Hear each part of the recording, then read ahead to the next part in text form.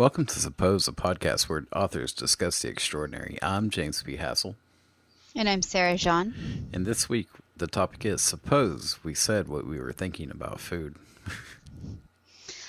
Well, we're thinking, but maybe not what everybody else is thinking. Yes, that's the sad part. What very few people are thinking. Eh, This isn't. I'm not gonna claim this is like some original thought from me. No, it's not. It's not for me either. I started seeing an acupuncturist 8, 9 years ago, hmm and she said, "What's your diet like?" And I said, I eat mac and cheese all the time. Do you eat any fruits and vegetables? No, I don't like them. That was what I said to her, and still remembers it to this day because it made such an impression upon her Yeah, I can see about how. the state of mind that I was in. And But so to go back in history, I started to see her because I was really sick. I was in my early to mid 20s and my body was falling apart. I had migraine headaches constantly. I was exhausted all the time. I didn't function very well. I was having miscarriages. I had several second trimester miscarriages. There was something profoundly wrong with me that nobody could figure out. And although one or two of the people gently suggested diet, there was nobody who said, "You're garbage, therefore your outcome is garbage. Fix that and we'll see where you are." Nobody said that to me. And I want somebody to say it to people now, and I feel like I can't. I feel like if I say that to somebody, I'm being judgmental. I'm going to be labeled as one of those sanctimommies who is trying to shame everybody else into complying what I feel is correct. right, which that goes with. I have a not similar but sort of similar story where no one ever said to, "Hey, what are you eating?" Even though I'm sitting there like in therapy, you know, at a behavioral health clinic, and no one's like, "How are you feeling?" And all right, I feel like shit. Look where I am. Hello. Hmm. This is Hmm. a dumb question. I'm sorry. Hmm. And they're asking, "How are you feeling?" Not, "What are you eating?" And like, Yeah. even to that point, I have a friend who this week is going into their first counseling type, the not counseling, but what's the word? Evaluation for Hmm. mild depression or maybe major depression. I'm not sure the quite extent of it. Hmm. And I said to them, I was like, "All right, I've gone through this process. I know what they're going to say, and I can lead you to some better solutions now. Or you can take this journey. I don't care which, because I don't want to seem like the judgmental person either, because they eat like shit." Yeah. I the science is very clear. Sugar, inflammation, all of those things are not good on your mental health. They are terrible for your mental health. No, it's what And a it's this, 70% correlation between inflammation and depression. yeah, which is not, it's not a one-to-one correlation, but here's a very good statistic. 95% of kids with autism have gut issues. hmm And Uh, that's not a one-to-one, but it's pretty damn close. I mean, Like, the one to one is kind of bullshit. There are no one to ones. no, because everybody's not the same. Yeah. But yeah, so what is going on so I've heard it described that autism is not a brain disorder. It is a body disorder that manifests with brain symptoms. So it's a full physiological process that's causing brain dysregulation or something like that. They had a better explanation than I have, but I Mm. thought that was really interesting. And I have so many friends, and you and I are of the age where we started to grow up where the no fat diets and no fat food became a thing. hmm And in order to make the food taste good, they added in sugar, tons and tons of sugar. And we know now, there's proof now, that the sugar industry bribed the researchers to say that fat was the problem, not sugar. Yeah, 50 We know grand. it's sugar. Fat paid. Yeah. Yeah. So it's just, my mother will say to me, well, first the regulations said one thing, and then they said something else, and then they said something else. Now there's something else, and I don't know what to believe.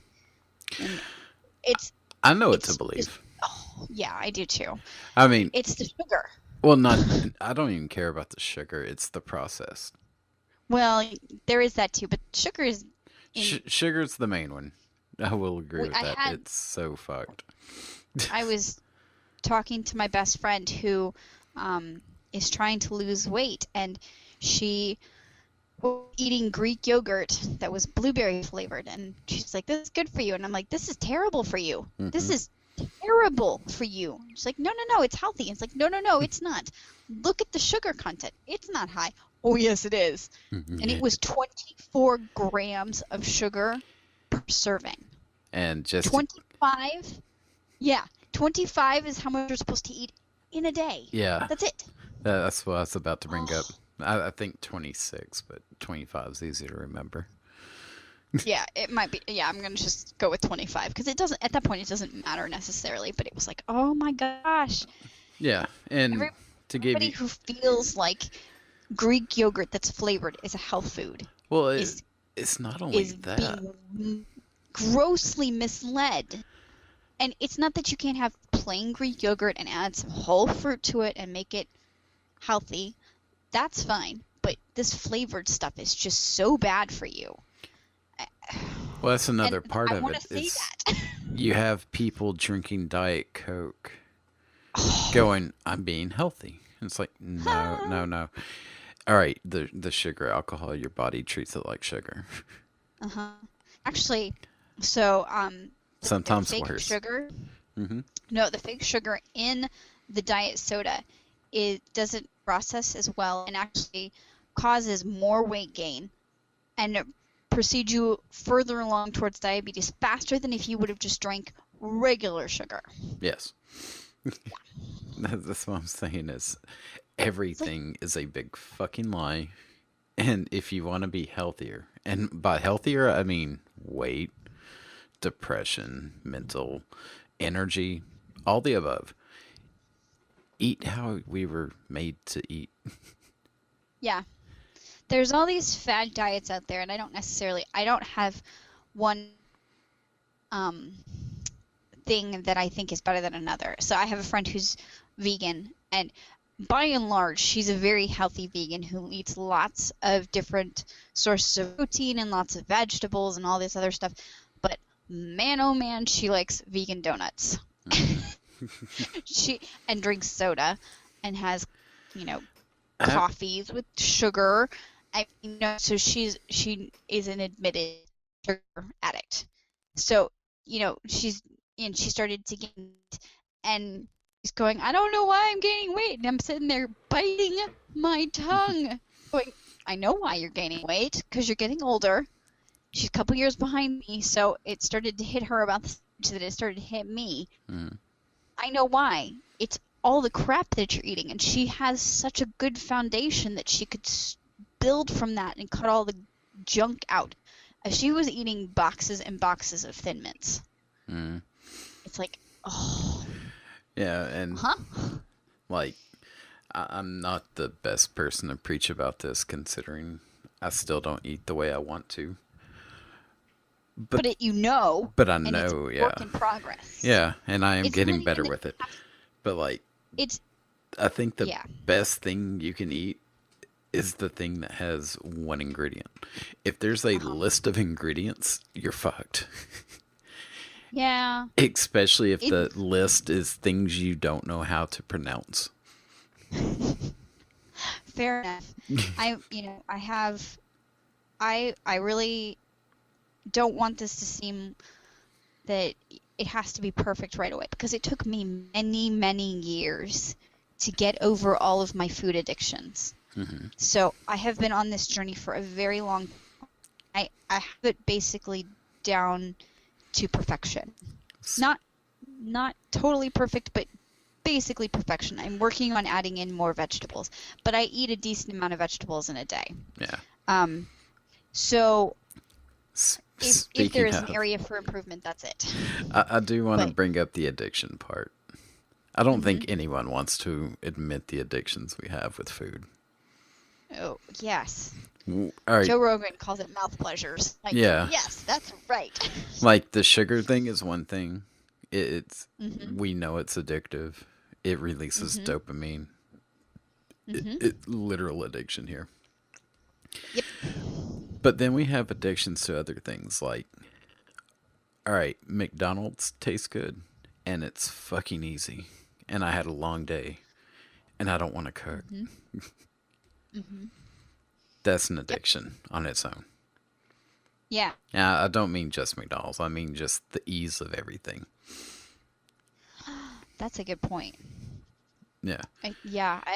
I hadn't thought about that. Yeah, Because it's so much energy to cook. yeah, even if you take out fast food, like if you're going to the grocery store and you're buying stuff to cook for the week, is it easier to buy, the raw steak and the fucking vegetables that you're gonna have to like saute and stir and stand at the stove and it's gonna be hot? Or you can buy this box of crap that you can throw in a bowl and then bake and go sit and watch TV for 30 minutes while it cooks. Mhm. My It's all goddaughter, convenience and it's horrible. yeah, my god is the same age as my son. They're 4, Mm. and I made them both lunch this past week. Actually, I sent you a picture, but I'm going to describe it for everybody else. My 4-year-old is a foodie. I have no idea how he hatched this way. Actually, I have a good idea, and that's because we fed him a lot of diverse foods really early, and so he got used to it. But he also is just not a particularly feisty or picky child as far as that goes. So, I can't say that he wouldn't have this problem, or he couldn't have been picky or all these other things. But his lunch was carrots, tomatoes, um, sweet peppers, some sharp cheddar cheese, and peanut butter and jelly mixed in a bowl because we don't do bread. That was his lunch. My goddaughter had chicken nuggets and carrots, and she only ate the chicken nuggets. Yep. And it And was like, wow. well, the funny And they, thing about it, oh, or the funny thing I'm noticing now, because that picture is actually in that, the recent pictures thing in our chat, so I can mhm, see it when I look over. mhm, And it it's sort of depressing looking. One plate looks very colorful and mhm. and inviting, and the other one is brown. I've been noticing this so much since I've started cutting this stuff out that Mhm. that a lot of my meals in the past were just brown. Yeah. It's a French fry and a breaded nugget of some kind, and it's just brown. I'm like, Yeah. I don't know how that was appealing for so long. Yes. Mhm. Yeah. Like, You know what? Actually, that one probably would be a good cover photo for this podcast. yeah, it would be. Yeah. So anyway, it was just, it's not that she'll eat salads, um, coated in dressing and all this other stuff. And I don't care about the Which is dressing sugar, necessarily. except Yeah, it's sugar. It depends on the dressing you're using. yeah. If you can find a full fat dressing, go for it. But you got to check sugar content on it. And she like ketchup with her chicken nuggets, and ketchup Oh, is the organic stuff that I have in the fridge. She wants the Heinz ketchup, which is full of sugar. hmm, So, I'm not I have this blueberry jam that has sugar in it, but the only thing that my son was getting with an artificial sweetener was the jelly, because I also buy peanut butter that is not sweetened. That's another thing I want to yell at people. Do you know that Jif has got sugar in it? So you're thinking I'm giving my kids peanut butter and this is good for me, or almond butter, or whatever kind of thing, and it's sweetened. yeah. Oh. They have a natural one now that has I think 3 grams that are supposedly natural sugars instead of the 7 of the normal one. We just get none. Ours are peanuts. That's it. Yeah. Well, Peanuts and maybe water, but peanuts. that was the other thing when I first started this that so depressed me was I was just I was because I didn't know where to start. And so every time I went to go buy something, I would look at the ingredients, look at the sugar content, and I'm like, "Oh, spaghetti sauce, sugar. Sugar. What the fuck? Oh, ketchup, sugar." And Yep. so I finally figured out, and I figured this out before I heard it on Rogan, but Rogan has also mentioned it. Go on the perimeter of the store, Yeah. and you will usually find everything you need there. Everything on the Yeah. aisle is bullshit. Yeah. Some things like you can get sometimes it's easy to find something like mustard Yeah. without sugar in it. Not always, but there are things to be found, Yeah. but you have to actually be paying attention. Well, I actually don't think I haven't seen a mustard with sugar in it. I've seen them with like a honey sweetener. Oh, like the honey mustard. It's not yeah. really honey. Yeah, it's not really honey. Yeah. Because honey is hardly ever actually honey. Well, I mean, just mustard. Yes. Yeah. Most of the time, it does not have it. Yeah, normal mustard and I think Jaune don't have any sugar. That's the only two I'd ever bought. I never bought the honey mustard. I don't like honey mustard. Yeah. I don't like sweet and tart. Doesn't make sense in my head. Fair enough. Something else that they give babies. They started to say give babies rice cereal. So breast milk is supposedly mostly fat, so it keeps a baby kind of in ketosis, which you'd want them to be in ketosis because that is protective of their brain, and the fats in the breast milk help insulate the brain from damages, and it helps it grow better because your mitochondria are what's built your cells, right? They run best on fat. So that's where it's good. So if your first food is rice cereal, rice is pure sugar. And so you're shocking kids into going out of ketosis and burning, for those who don't know, ketosis is when your body's main fuel sources are fat versus glucose, which is what everybody else hears about, which that's where your main fuel source is sugar. Not everybody can function in ketosis, although a lot of people can. So anyone ketosis is becoming a fad diet. If you want to try it, you just need to be mindful that it may or may not work for you.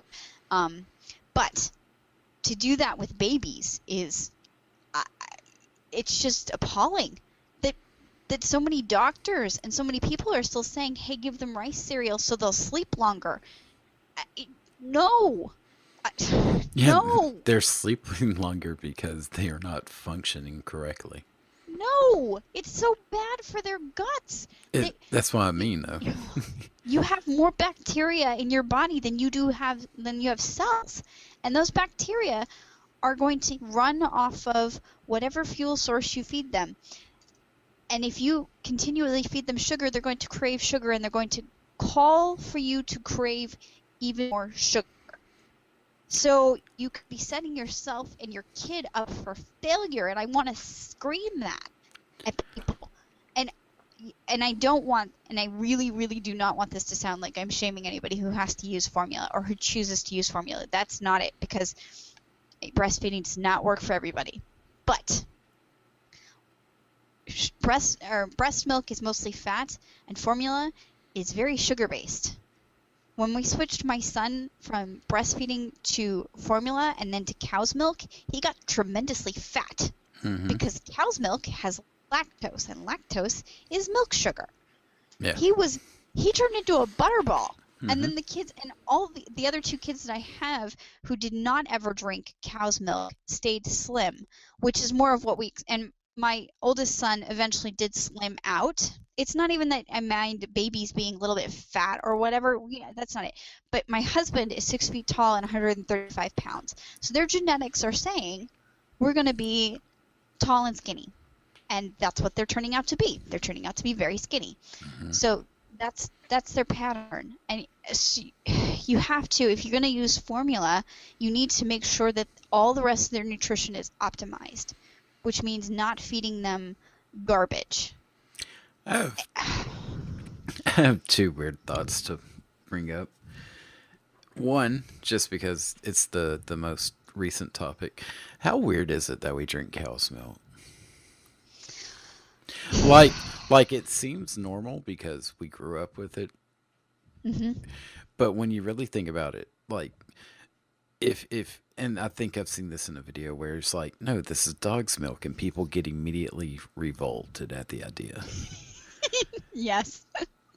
Uh-huh. But what's the difference? It's There's not another much difference. species. It's another Yeah. animal. It's fucking gross if you want to think of it that way. Well, I'm not necessarily opposed to people I'm not opposed using to it. It's animal. just fucking weird. It is a little weird. If you were going to really choose a milk to drink, you should drink goat's milk because it is the closest to human milk. Mm, So you have people who are lactose intolerant. What they are is they're reacting badly to all the sugar in the milk. yeah. That's what that means. I don't do well with sugar in the milk. That's your body, your pancreas screaming at you to stop poisoning it. Yeah. I do poorly with Oh. milk now. And it was it was not a born this way type thing. Hmm. It was I had no problem with milk. I had a sudden problem with milk. Interesting. We gave up milk because my friend's son who I was babysitting had a life-threatening milk allergy. So Hmm. all dairy left my house because he was, if you imagine the worst case scenario, peanut allergy, where it's just in the air and it can make the kid very sick. Hmm. This is how sensitive he was to milk. Yeah. So, and then after that, I think that I was already allergic to it, but I was like eating enough of it that it was keeping me from reacting badly. And then after that, it just kind of spiraled downhill. Right. So, because my body got used to not having it, and then it was suddenly like, ooh, this is nice. Yeah. And then the second thing I was going to bring up, which, this is not based on anything. It's just throwing an idea into the wind and seeing where it sticks. All these people who are like vaccinations cause autism Hmm. because there's some not very well correlated data to go with it. Yeah. How about formula? I don't know. No, I don't think so. Look at 'Cause the timeline of the popularity of formula and the increased diagnosis of autism. yeah, but my middle kid who never had formula is autistic. Hmm. So he breastfed for like 20 months.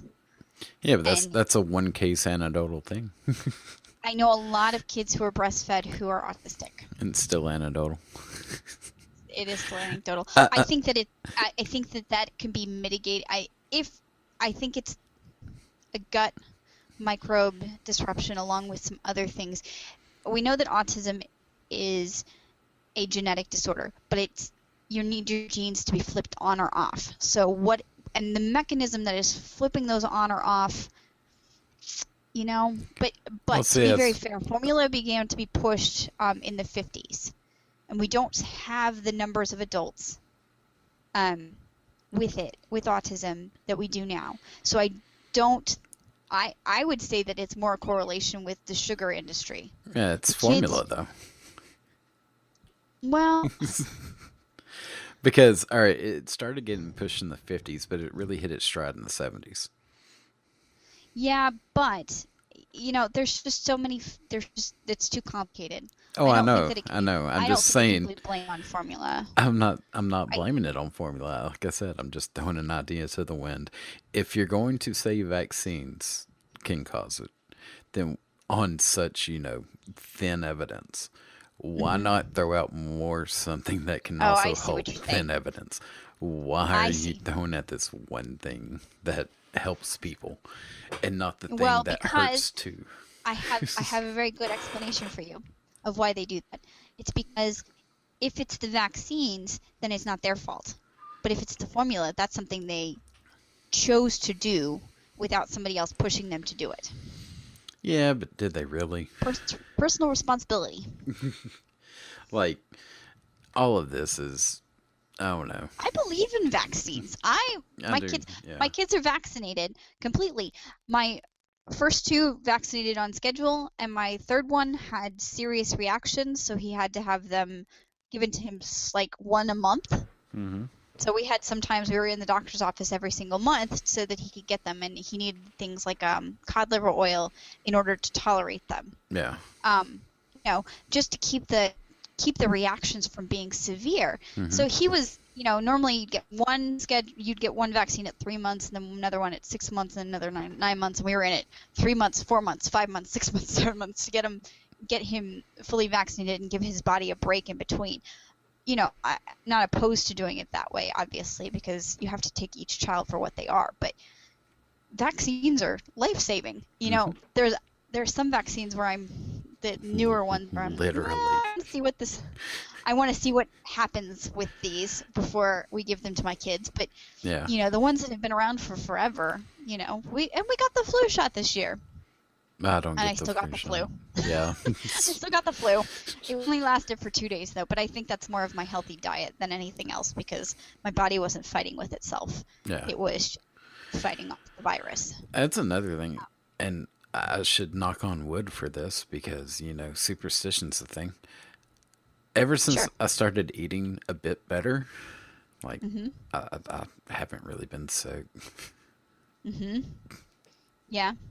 But depression is still an issue for you, right? Sometimes.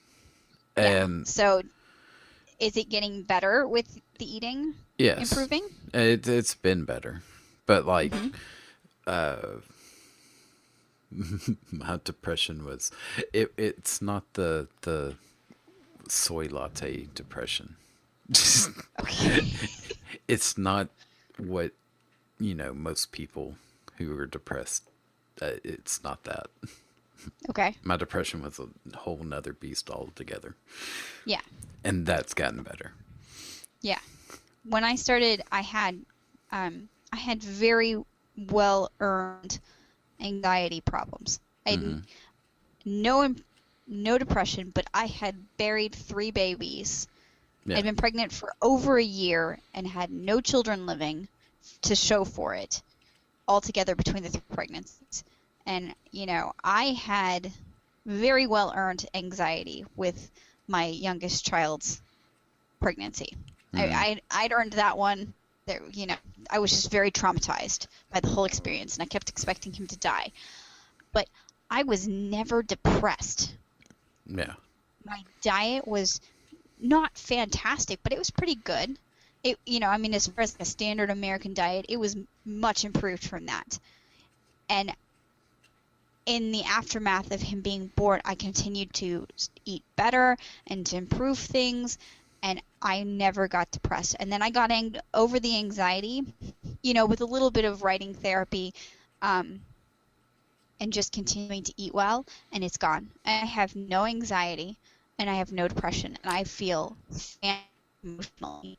And it helps that my life is very stable, but it was stable before that. Yeah. So, this could be this could be something that could be continuing on, and instead I was able to deal with it and move on. That And is. I want that for people. I want to scream at them that if they ate better, they could move through these things that are really hurting them. Yeah. That is one thing I can say is like, I still deal with the depression. My anxiety's gone. Nice. My anxiety, That's awesome. yeah, I used to have horrible attacks where I couldn't even like go to the store or leave the house. That Oh, wow. I haven't had that in quite some time. That is awesome. Yeah. Wow. I don't think I knew that. I don't think you ever told me about that. That is so cool. Mm-hmm.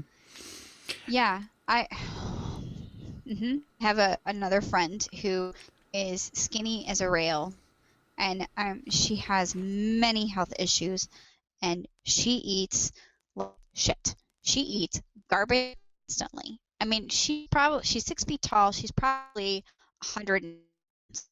She is, if she's even that. She may even be under 100 pounds. She is very skinny, but I know she eats. It's not that she's anorexic. She eats. She's just genetically that skinny, but she's skinny fat.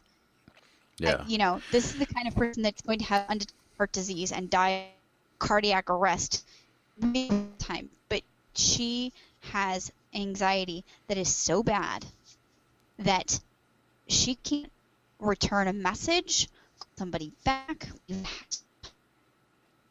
She can't get out of bed sometimes. And Yeah. what do been I there. say? I can't say anything. No. Eat better. And I can't say that to somebody's face. I want to say it to you. There's these memes going around on Facebook that says this should be your like a picture of a forest with a walk, like going on a walk or a trail. I mean, or versus like pills. And we are a society that likes that easy answer, the bottle of pills. But the bottle of pills has a list of side effects, and sometimes it wears off so that you have to keep upping the dose. Just really work anymore. It makes people psychotic. It makes them homicidal. It makes them suicidal. This is not a free ride. That pill is not a magic bullet. It's not going to fix everything. No, it's. I've been on a variety of pills, and they're going awful. on exercising and long walks will improve your mood often as much as anxiety medication. Or there's strong evidence that exercise will help alleviate those things. Oh yeah, so it does. I've gone through And that you program lose as well, and you just feel better. you Overall, just feel better. like I'm not a huge proponent of exercise, unless I'm in the middle of some hardcore program that I've been doing, and then I'm a fanatic about it. But whenever I get done with it, it's like, all right, let's go take over the world now. Well, yes, yeah. You feel that it doesn't good. even need to be hardcore exercises. It can be, especially women, Oh yeah. because men and women are very different physiologically. Going to be, if nothing else, I'm going to be roasted for saying that. Oh, If fuck you just 'em. on a walk, Which just go on a long walk. I was gonna That's all you say. need. It doesn't have to be hard cardio. No, I don't like hard cardio. No. That one I don't It like. gives me migraine. Yeah. That's the unfortunate part. Hard cardio gives me a migraine, but if I go on a long walk and I'm fine. Yeah. So I will bring up. I don't have any explanations to that because doctors don't know why. Yeah. Wah, wah. Though. Anyway, you were saying? If we're gonna bring up controversial views, I'll throw in one. Oh. Uh-huh. So, men being feminine. Uh-huh. And They are. and how much estrogen is in food? Well, The crap it's food. okay if they're feminine. It's just the problem they're masculine. Because Toxic masculinity. But yeah, no, I agree. There's a lot of hormones. I embrace toxic masculinity. I had somebody on my Facebook feed post this meme like, a girl can be as girly as she wants to be, and then the next meme was toxic masculinity is ruining our life. And like, so girls can be as girly as they want or as masculine as they want, but boys can only be feminine. Mm-hmm. Or mildly in between. Yeah. Amazing. But women can be toxically masculine. That's okay. Mm-hmm. Like, No, really? that's fine.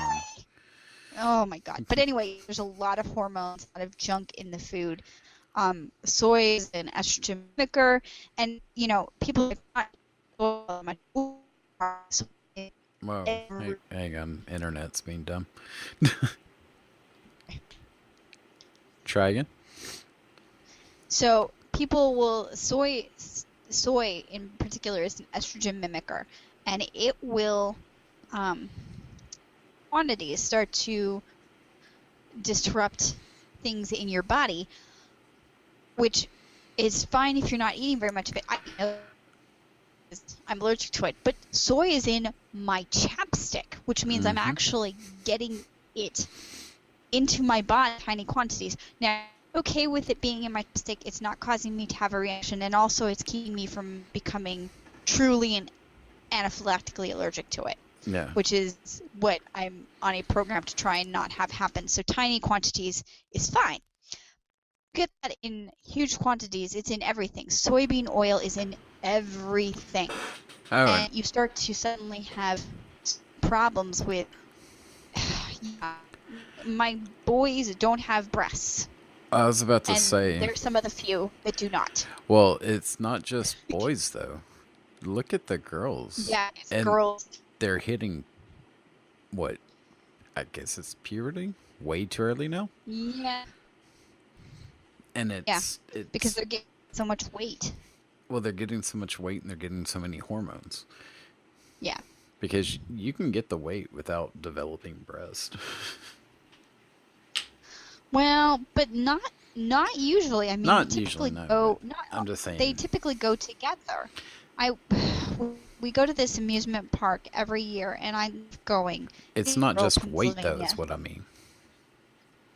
No, it's not just weight, but I mean this. Yeah, the weight, because all right, so you have your pancreas, which is secreting a hormone, your thyroid, which is secreting a hormone, and those things, when you are overweight, are having to work extra hard just to keep you going, and they're pumping out tons of hormones. So that, I don't know what the result of that is. Maybe the Army has figured it out. I'm sure they have, but I don't trust that that's not a problem. But we go to this amusement park every year, and I love going. And it's in rural, coal country Pennsylvania. I love it. It's called Knoebels. Anybody who wants to go to something like amazing, go.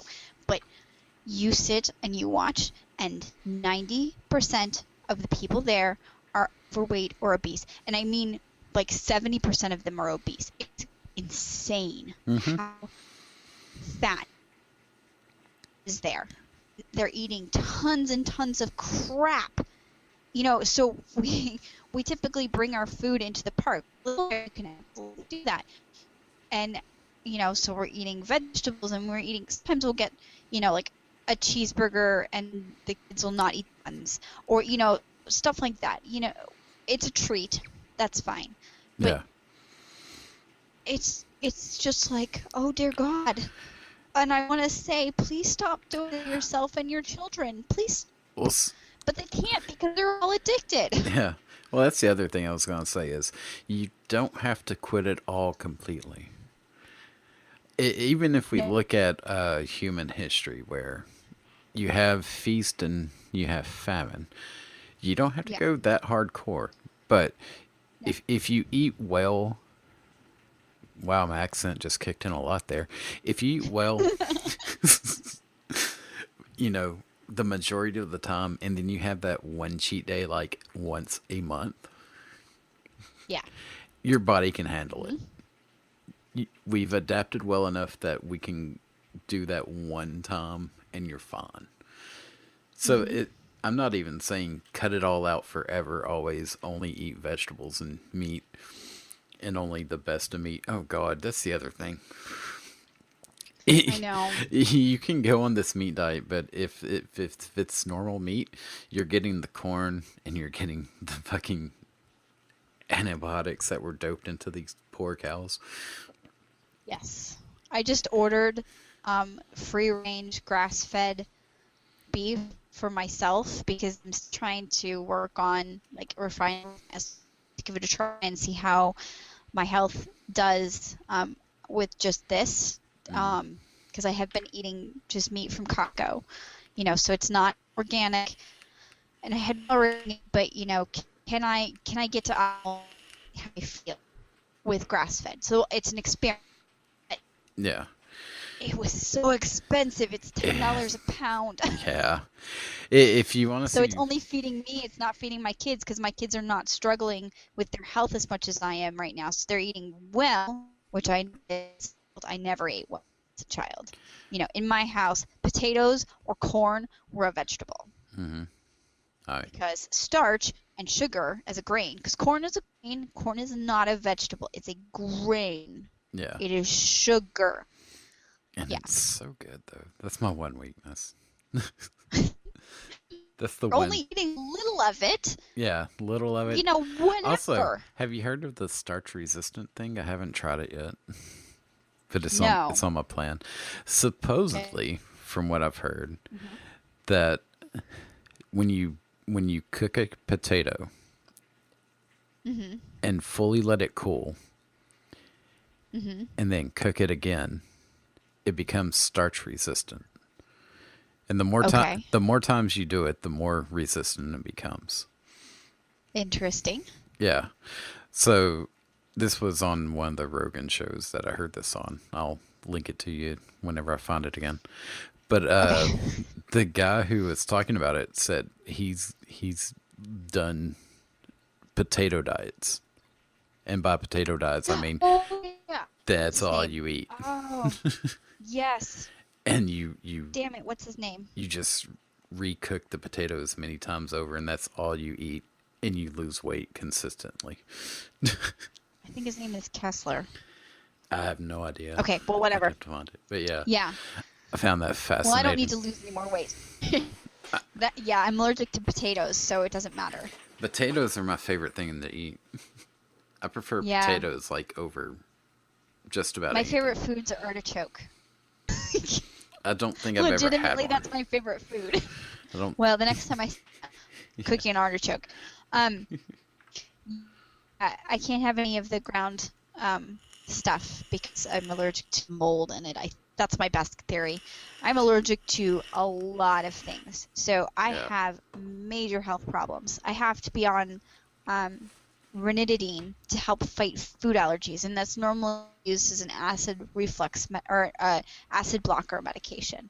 So now I'm trying to wean myself off of it because I'm really, really cleaning up my diet, and it's messed with my stomach pH so badly that I'm having heartburn constantly. Yeah. But a good solution for heartburn is a tablespoon of apple cider vinegar, and everybody thinks that's absolutely balls crazy, and No, it burns like a com- mofo going down, man. But it really works. I've had heartburn like twice in my life, which is weird considering how I've ate all these years. The vinegar worked the second time. The first time I thought I was having a heart attack. It's no joke that I legitimately thought I was gonna die. Well, I'm laughing at you, so it must have been a joke. Oh, Like that's funny. I was young, but not that young, and I didn't know what was going on. Started to freak out a little bit, and then figured out, oh, that's what heartburn is. Okay, that makes sense now. Oh, yes. I didn't think I was old enough for heartburn yet. I was like I started 22 having or something. heartburn in high school. I was Yeah. so stressed out that I started having heartburn, and it was, it was sad. My diet was terrible. I ate sugar, I ate cookies, I ate pizza, my parents would make food, and I had it once in a while, but I had a lot of fast food too. Because I was on the go. I was a busy high school student. It was all of these things, and I feel for parents who feel like, okay, I don't have time to cook because we're just exhausted. We have too many things. There's too much work. There's no time at home. I feel for them. I really, really do. But you're setting it. It would be better to set aside other priorities, and the time you spend with your kids is all of you learning to cook. Yeah. Or you teaching them to cook, and you teaching them how to eat healthy, and that should be the time spent with them, because this is setting them up for good health or craptastic health. And it's not even that, once a week we have pizza and every other night we eat fine. Whatever. I don't care about that. If their habits are not 99% good, it's just Well, it's so sad. we're talking because you about end up with people who are like me, who are ridiculously sick and thinking they have immune diseases, MS, something else like that. That because I was so sick. I was so sick. was it's not And just now that it's all food. because Well, and environmental allergies. all right, because let's say like all right, so for yours, what you go through, that's an extreme example, I would say. In some ways, but I have my sister is really sick with an autoimmune disease. I have friends who have autoimmune diseases. I mean, I probably have over a dozen close girlfriends who are within 5 years of my age on either side of autoimmune diseases. Okay, That is crazy. like I don't know anyone with one. Well, fair enough, but you didn't grow, and I grew up in Southern California where also the pollution was ridiculous at that point. Yeah, So, I mean, there were a lot of things that have been going wrong.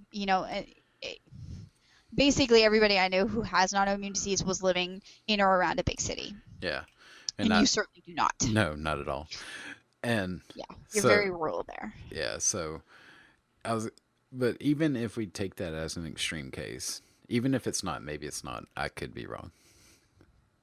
But let's take it on the smaller scale. My allergies are fairly extreme. Fair enough. We're also talking diabetes at 50 years old. We're talking heart disease at 60 years old. We're talking obesity at 30 years old. We're talking obesity at 10 years old. Yeah, there's a lot of kids that we know. No, we cannot be nice. Don't be nice. Say exactly what you're thinking. Yeah, well, I was thinking. There's a lot of really fat kids, and it's not fat shaming. Well, I want them to live a normal. No, they didn't. There was one, maybe two children in my school who were overweight. Yeah, that's what I meant. And one or two who were a tiny bit chubby.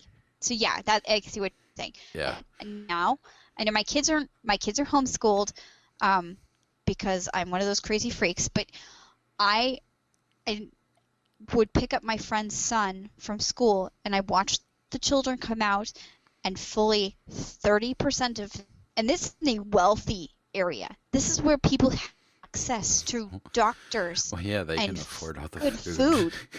They can afford the food.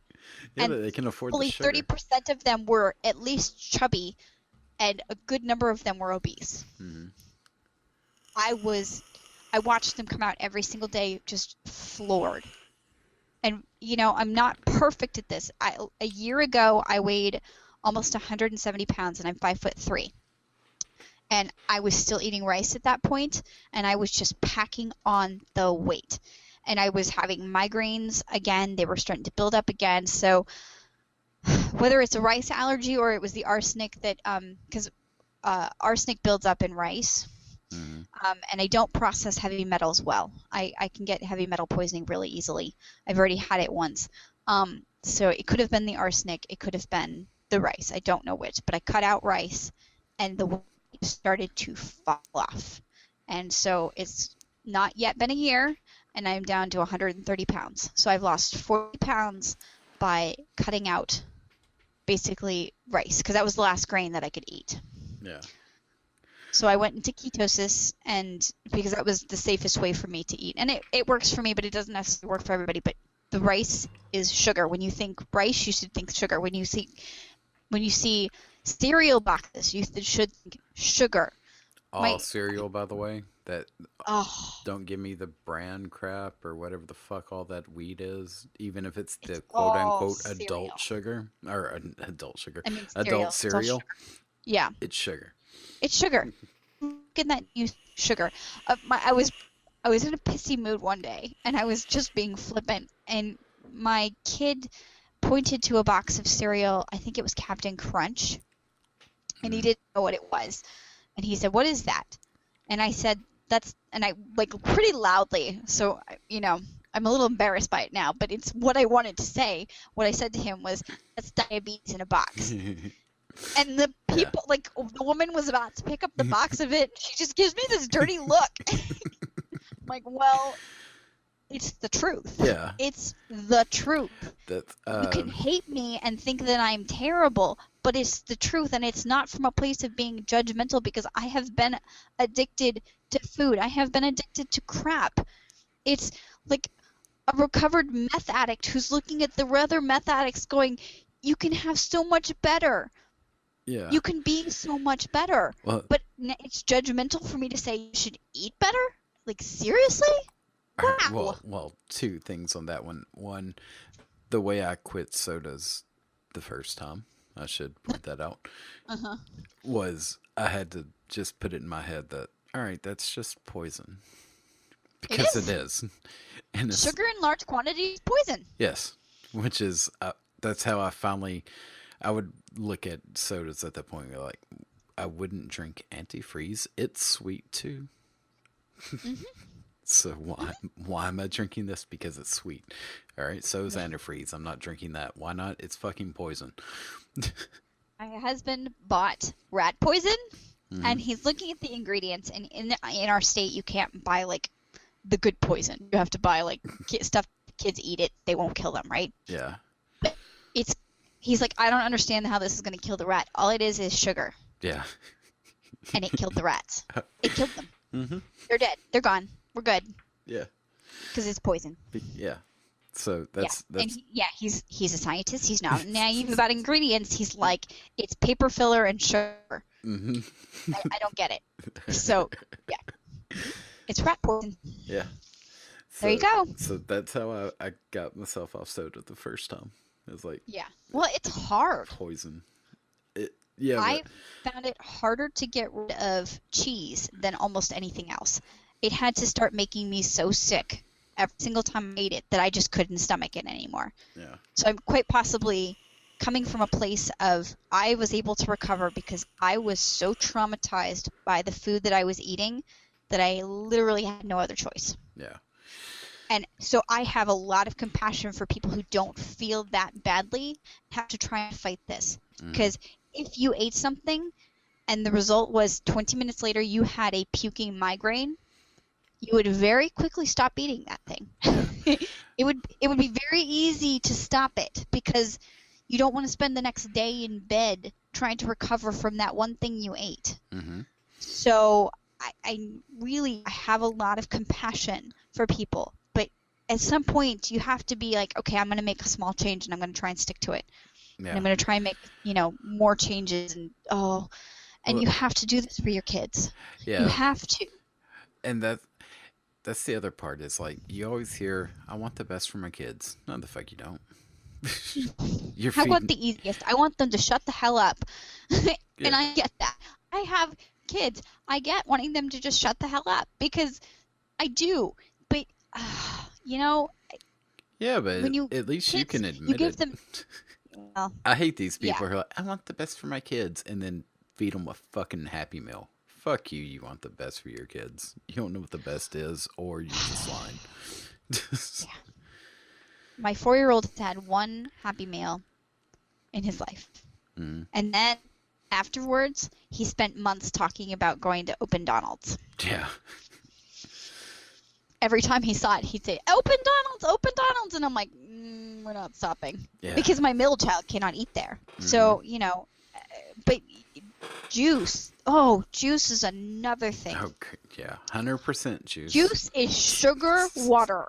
Uh-huh. I don't care that it says it's 100% juice. No. It's sugar water. It's as bad for you as a soda. And if anyone wants to know why, I can tell you why. Uh-huh. Whenever you take 100% juice, you're also removing 100% fiber. The fiber gets rid of the fucking sugar within your body. You're getting rid of the fiber. You're leaving nothing but the sugar. Fruit juice, fucking bullshit.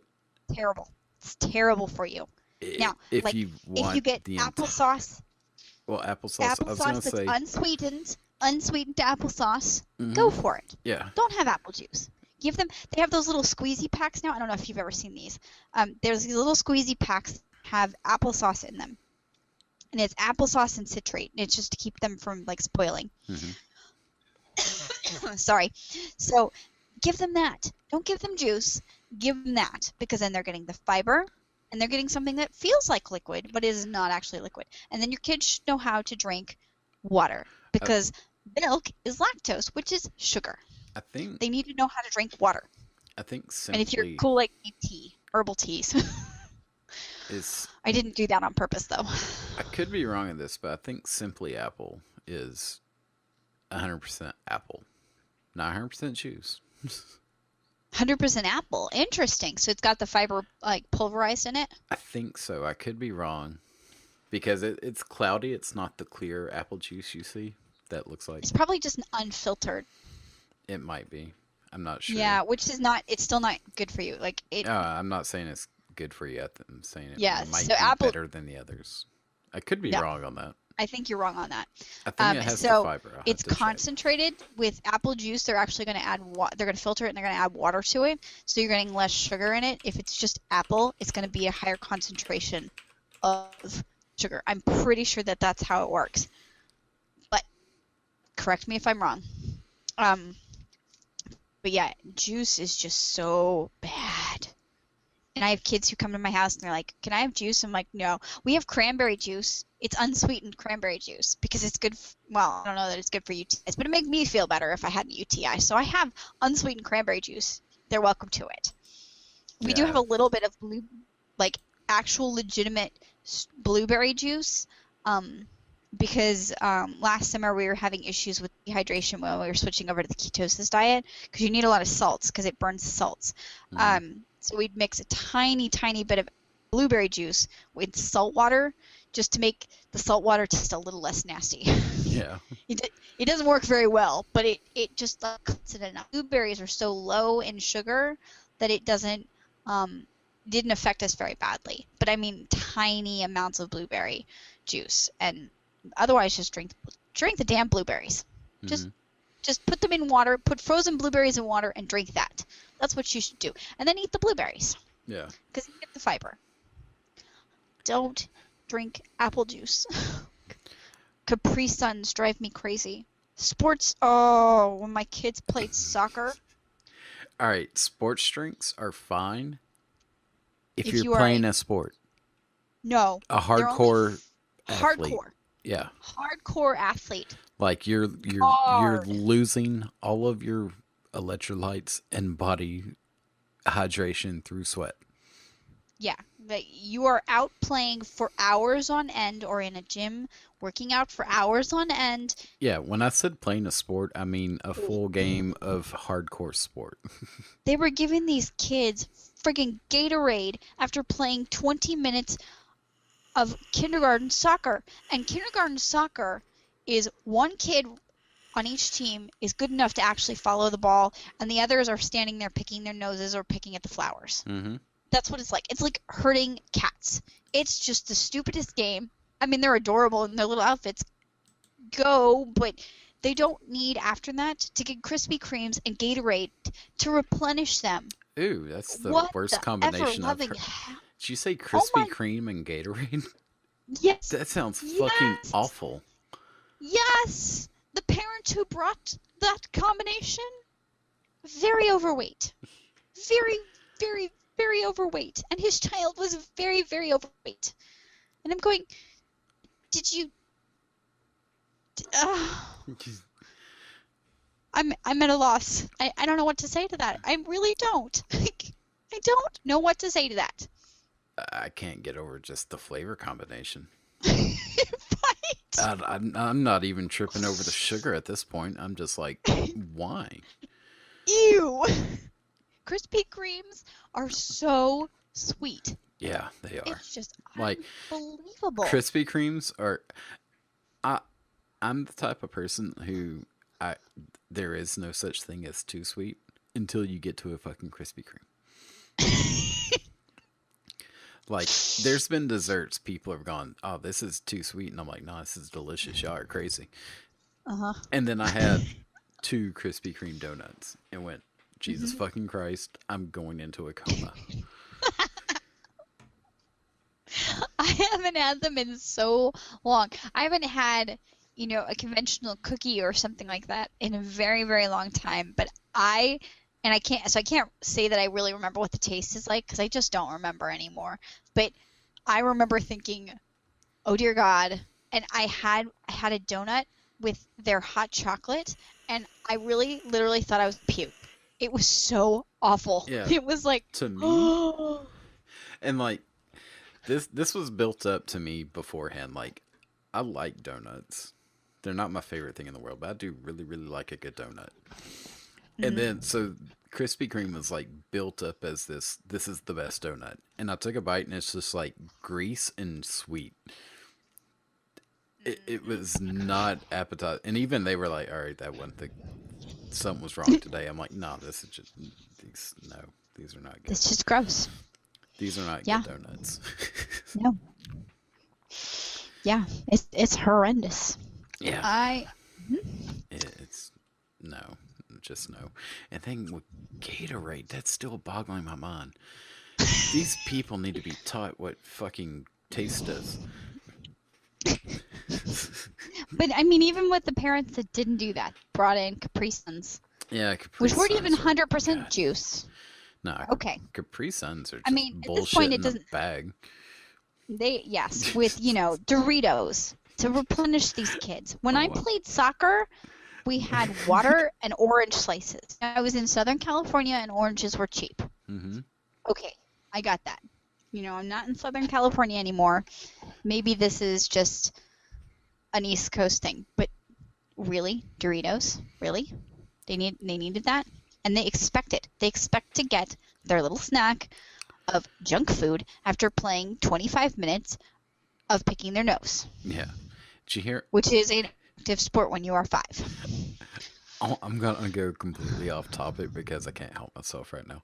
Did you hear about Okay. the Doritos thing? No. Uh, Oh, the no crunching thing? yeah, the female Dorito. Yes. I just saw something about that this evening. We were going to record, so I didn't get to click on it, but Oh. wow. Who the hell cares if your food crunches? I Well, wish I could eat crunchy food. it's not just the crunch. It's like less crunchy.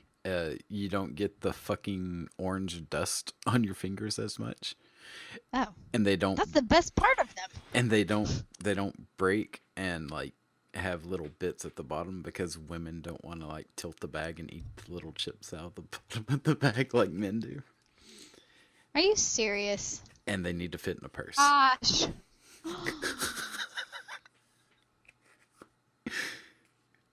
It's so That's the sound of my head exploding. it's so tone deaf. It's Wow. fucking glorious. That is stunning. And brave. Oh. Oh my gosh.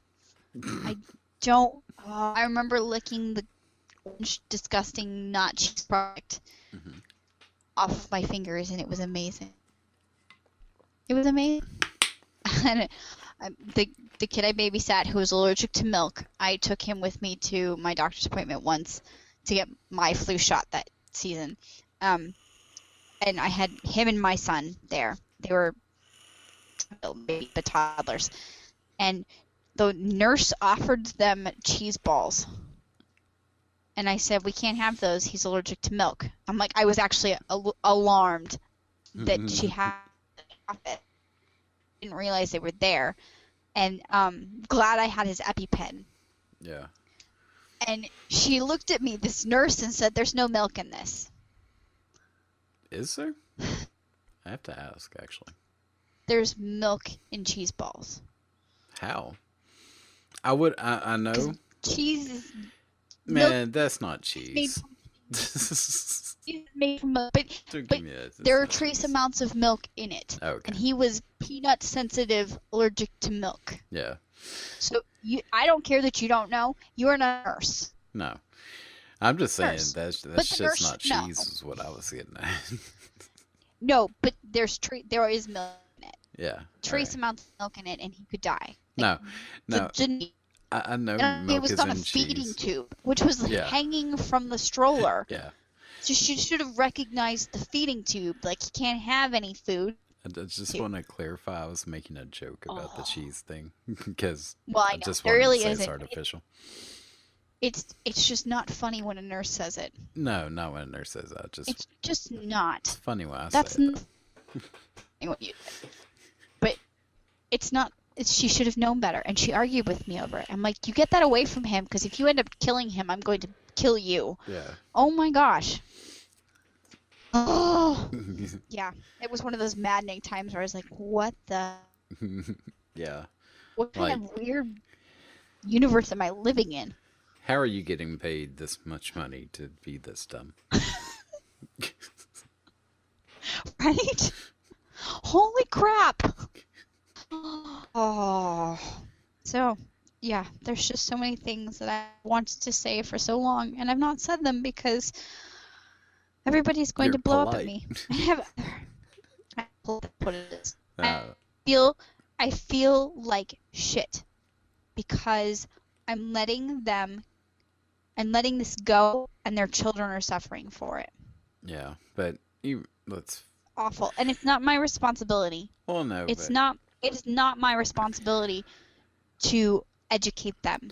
we go That's back on to them. that other part though. It's like, all right, it's not your responsibility, but B, they're mostly not going to listen because it's No. hard to do these things. Mhm. And when I say hard, I mean It's very hard. when I say hard, I do mean hard for the times we live in. Yeah. Oh, It's hard for everybody. It was hard for me. It was easier on me than I think on most people. no, But what I mean it is, hurt so badly with bad food. it's hard for us in the 21st century definition of the word hard. A, we're just saying eat like humans were supposed to eat. And B, if you No want to talk Twinkies. hard, talk to the motherfuckers who had to grow the shit or they didn't eat. Yes, that's true. So we need to reclassify our definition of hard.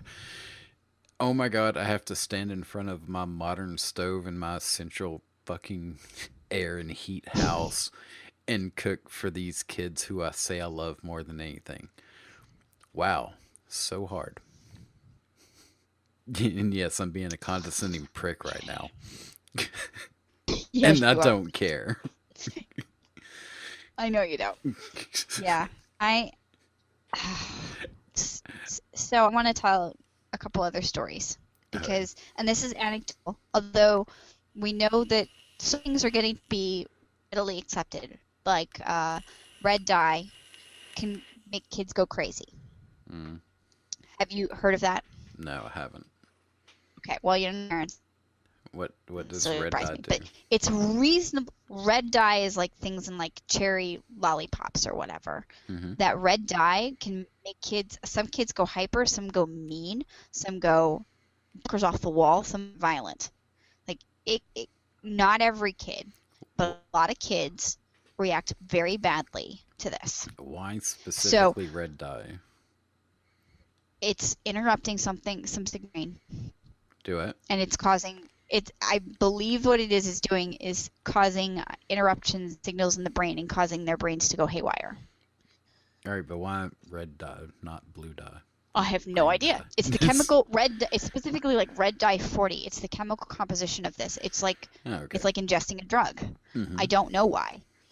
So you have researchers who are finding there are 7 different types of ADHD, and only 2 of them react well to medication. Mm-hmm. So what are you going to do to help the other 5? Let them play. Kids who well, but there's more things than that you can do. But you have other kids who none of us digest wheat extremely well, and this gluten sensitivity thing is exploding because gluten is not what it used to be. It used to be very minimalistic in our food. But so you have all of these weird food things. Now, I had a friend who her son was a mess. He was violent, he was hyper, he was out of control. This was her 3rd child, and had a really good head on her shoulders and knew how to be a good parent. but she could not control him. Mm-hmm. He was just off the rails. It was terrible. And at the time, and I don't know if this is still true, but at the time we were discussing this, he was 6 or 7, and she said, I don't want to give him Ritalin because I really think he might want to go into the military. And if you give a kid Ritalin, the military won't accept them. Um, and I think, I don't know if it's still true or not, but at the time it was true because if you give kids Ritalin, it makes them uncontrollable and unstable as an adult.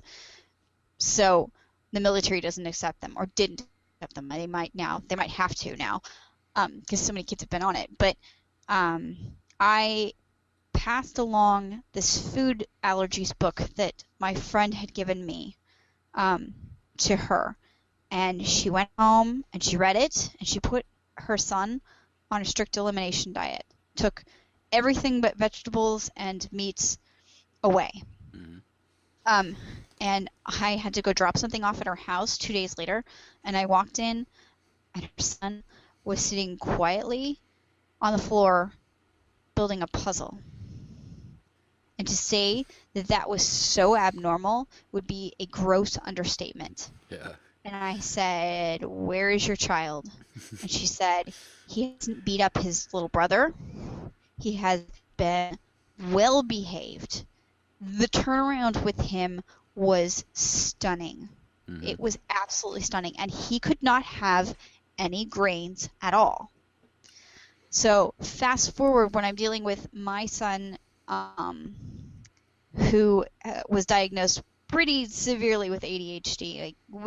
ADHD diagnosis is subjective. It's not really a thing, but I'm reasonably mild and mannered on his behavior. Not that I don't try and stop him, but my husband and I rated him as 95% more hyper than every other kid his age. So it was pretty severe.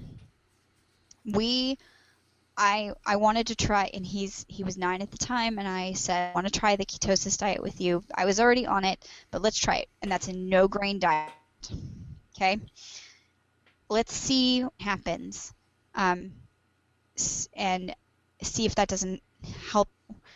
And with 72 hours, I had a completely oh my gosh, it went from being a hostage situation every day to, wow, this is easy, and I can love you without to eyes out. Yeah. Because kids that are, he has autism spectrum disorder. He's more of like a Asperger's, so he's very functioning and brilliant. Mm-hmm. Very severe ADHD. He was not easy. And you can love your kid, know that they're very difficult.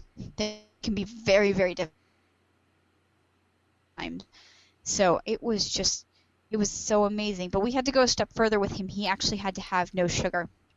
Whereas my friend's son, it just really was no grains. Yeah.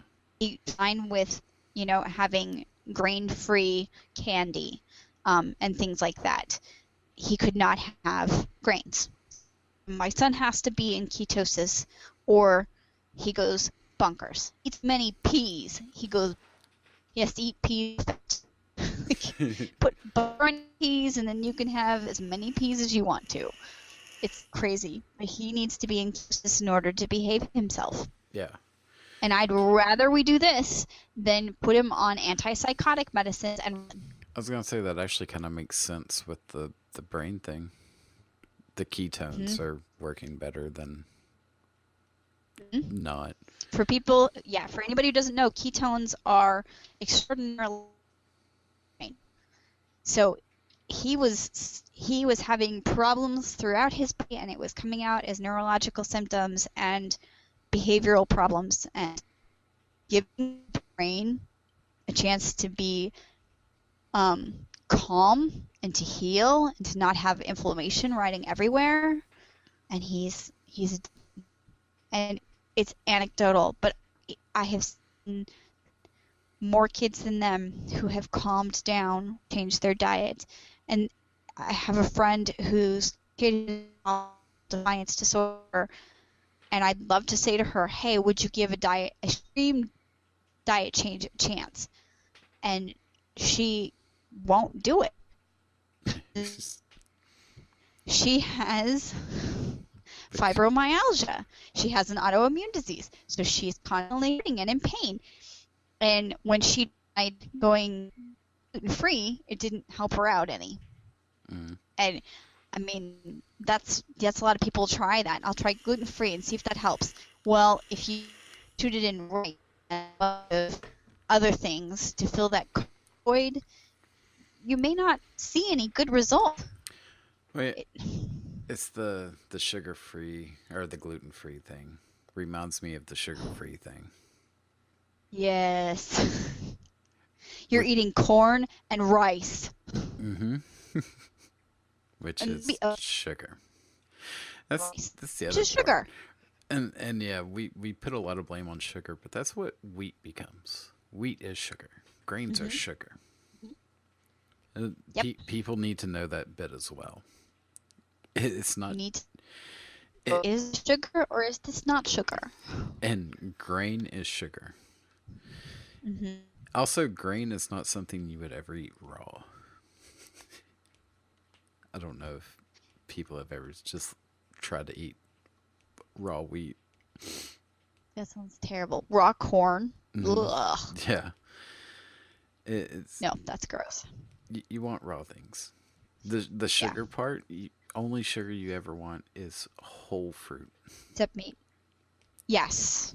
Yeah, and even then you can be a little bit picky or choosy because like a banana, the glycemic index on a banana is through the roof. It is so high in sugar. So, and that's why it tastes so sweet. You don't want to necessarily eat tons of bananas. Also, apples are really hot too. It's weird. Pears are better. Pears are good. Berries are good. Not like cherries, but like raspberries, blueberries, and strawberries. Pears. Those are for great food. Are lower in sugar. But oranges are also high in sugar. And even though they can be high in sugar, like let's say banana's your favorite thing, that's still better than a soda. Yeah. Well, yes, it is. Yeah, and you can mitigate that you can't do with a soda. So, one of my kids' favorite treats is, or it was, we can't do it anymore, but we would mix banana and butter, and then freeze it. Banana, carrot. So you can use cocoa powder, but carrot is sweeter than cocoa powder, so we use carrot. We'd mix it all together and freeze it and make like fudge pops. I don't have a clue what carob is. It's a substitute. Oh, okay. It's a lot like it. Have you ever had raw cocoa powder? I haven't. Do you know how bitter it is? What is? Internet. Raw, dark chocolate. You know how bitter dark chocolate is? So that's what raw cocoa powder is like. Yeah. So carob is naturally a little bit sweeter. Okay. Than raw cocoa without adding interest. Oh, and on the sugar substitute things, there are certain things you can have. Stevia. I forgot the other one. I can't pronounce, but it's actually okay, even though you can't pronounce it.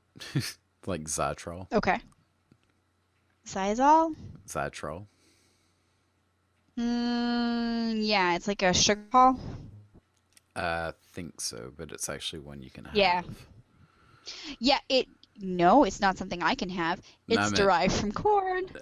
I didn't mean you in particular. I mean Zytrol is one that your body can most people's body can have. And it not be adversely affected so much. Yeah. That's the other thing. Alcohol. But stevia just go with stevia.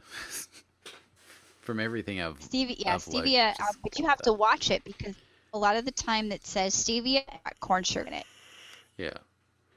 Was it? Yeah. It's stevia and the raw, I think, is the one I always get. Okay. I get the brand. If you have a corn allergy, sweet leaf stevia is fine. That's the brand Sweet Leaf. Yeah.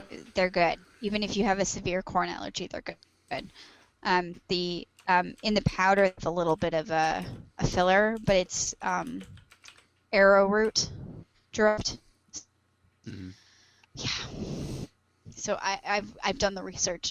Yeah. um, because I had to. Yeah. So I think I've said everything I wanted to say. I I feel like I should just write a book about it and then reveal buy the book and trash me on social media. I've actually been toying with the idea of doing something more with this. That, Okay. Like okay, what? okay. I don't know, like uh, maybe a full podcast series or an app of some sort or a book or a cookbook or I don't know. I've been thinking about this for a bit Just of actually making it like a program. that could be fun Yeah, because in my spare time. like what we've had over an hour of conversation now, Hmm. I could still go on. Go on then. No, I'm just saying it is getting late, but I could go on. Yeah. I was just because, like I said, we didn't touch on the wheat, we didn't touch on the corn, and the corn gets in the meat. Yeah. That Yeah, there's a reason that I'm trying out grass fed. And it's yeah, not just because of my corn allergy. mm-hmm, Corn is so bad for everybody. mm-hmm. It's not good for cows. They're not supposed to live off of corn. No, It's not good for your chickens, although it's not as bad for chickens as it is for the cow. mm-hmm. We Oh, yeah. we barely touched on soy. We did a little bit We of did. it, but soy also in the meat. I'm just thinking of McDonald's Yeah. at this point and what their meat supposedly is, Yeah. and it's not. Oh, It's not just meat. it's not just meat, it's a bunch of fillers and all kinds of gross stuff. Also, I haven't confirmed this. This is probably on Snopes, and I'm probably lying. I don't care. The story itself is funny, so I'm going to repeat Yeah. it. Okay. From what I've heard, the company that supplies the beef to McDonald's named themselves 100% beef. So McDonald's could then say their hamburgers are 100% beef. That is kind of awesome. Don't know if it's true, but Well, it's I funny. don't know that it matters. I don't know if Although, it matters either. on the flip side of that, the biggest buyer of apples and tomatoes in the country is McDonald's. Yeah. Yeah. But this is funny and fun, and I'm happy that we're here. When I go into the grocery store, my 4-year-old will start whining and complaining and asking for tomatoes. Mm. Every other kid wants candy. Mine gets to be a little brat over a few tomatoes. Yeah. Which is awesome. Which I want little brat pretty awesome. Yeah. It's pretty awesome. We're still working on the whiny little brat. No, if you don't ask me nicely, you do not get tomatoes. And if you're not behaving yourself, I'm going to put them back. But that's what he wants. just the fact that if you have to threaten to take away the tomatoes Right? is such an absurdity. Right? It's so weird. It's so awesome. So weird. But He awesome. loves this. There's this pack of mixed heirloom tomatoes, and they come with green ones, and he wants the green ones first. Like, I don't even know what variety of tomatoes these are, but he wants the green ones. Yeah. So, and he'll decide he wants he'll like pick Roma one week, and then not beefsteak, one of the I can't remember what they're called, but he'll that's what he'll ask for is tomatoes. But yeah. And it's a this thing. I didn't do as good of a job with his bigger brothers, but I did it right with this one. Right. And I did it. He's a little weird. I mean, but very, very, he things like sriracha and hot sauces and Yeah. salsas, and so he's a little foodie. So I think part of that is just his talent, but he exposed him to everything. And he'll drink my herbal teas, Mm-hmm. and it's just because that's what I was drinking. So he wanted what I had. Every other kid, like, I want your soda because that's what mommy's drinking. Mm-hmm. I want your coffee because that's what mommy's drinking. And not really, like, I'm not slamming on the coffee thing. I'm slamming on the creamers and the amount of sugar that go into them. Yeah. That's where it gets to be problematic. Well, It's not just the caffeine, that. it's not the coffee. It's putting it. Well, it's not just that. It's like, because, all right, mommy's going to Starbucks for quote unquote coffee, which is a fucking milkshake, by the way. Right. Yes. Mm-hmm. Yes. With a hint of coffee flavoring. Yes. This isn't coffee. Dessert in a cup. Yeah, very much so. Dessert You in a know. cup. Half your daily calories that you're supposed to have. Or more. Or more. Some of them are Some of them are close to your entire daily calories for the day. Yeah. Some of them are that bad. If you eat something like 2 or 3 hours of hard from that, which I'm not necessarily slamming on a Big Mac, but what are you adding to it? That study that came I don't know why, it was a while ago, ate red meat were more likely to die early from cardiovascular disease. Mm. But all they asked the participants in the study was, are you eating red meat? Yes. And they checked the box. But they didn't ask, what are you having with that red meat? Yeah. Are you eating a bun with that? Are you having chips and soda with that? Mm-hmm. Eating pizza on top of your red meat? What are you putting in your coffee? Are you having Frosted Flakes for breakfast with your sugar water red meat? Boom, that's the villain in this. Mm-hmm. Really? Yeah. Oh. The science that did not go into that study. Terrible at science, and I know that's terrible. I was going to say, when we say study, on this case, we mean survey, which is right. Not science. Mm-hmm. Just throw that out there. Yeah. I'm just going to grumble to myself over that one. It's not science. That's not hard science. Yeah. The hard science covering that there's good things in broccoli sprouts, that before it's fully a broccoli plant, you can get these certain vitamins out of it. That's good science. Yeah. That's not a survey. I've been wanting broccoli sprouts for about 6 months now, and I'm just like, I don't want to grow them. I'm being lazy. Yeah, my local grocery store actually has them. Yeah, but you're not supposed to get them.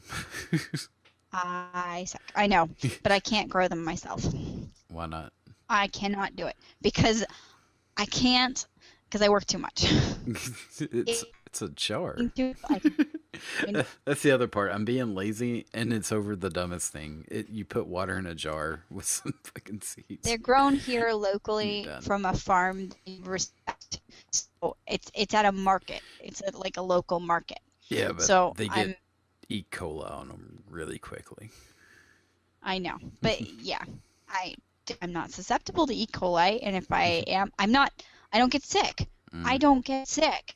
I got the flu that laid my best friend. She and I had the exact same flu because we were living together at that time. This year, she was sick and stuck in bed for 10 days. She was laid flat. We were at the same event. We caught the flu at the same time. I got sick and was in bed for 2 days. And then I was up and going again. And I used to get that sick that she didn't hit Walking Dead status until 10 days. And then she was Walking Dead status for about 4 or 5 more days after that. She was a mess. And I've that was with medication. I've never been I that didn't take sick. anything. I didn't take anything. I took, maybe like Excedrin, had a bit of a headache. Like, That was it. I was fine after 2 days. I had a little bit of a cough, and then that went away. All I did was, and I did do elderberry, because elderberry and echinacea is awesome. it's so weird to I me. don't get Like, anymore.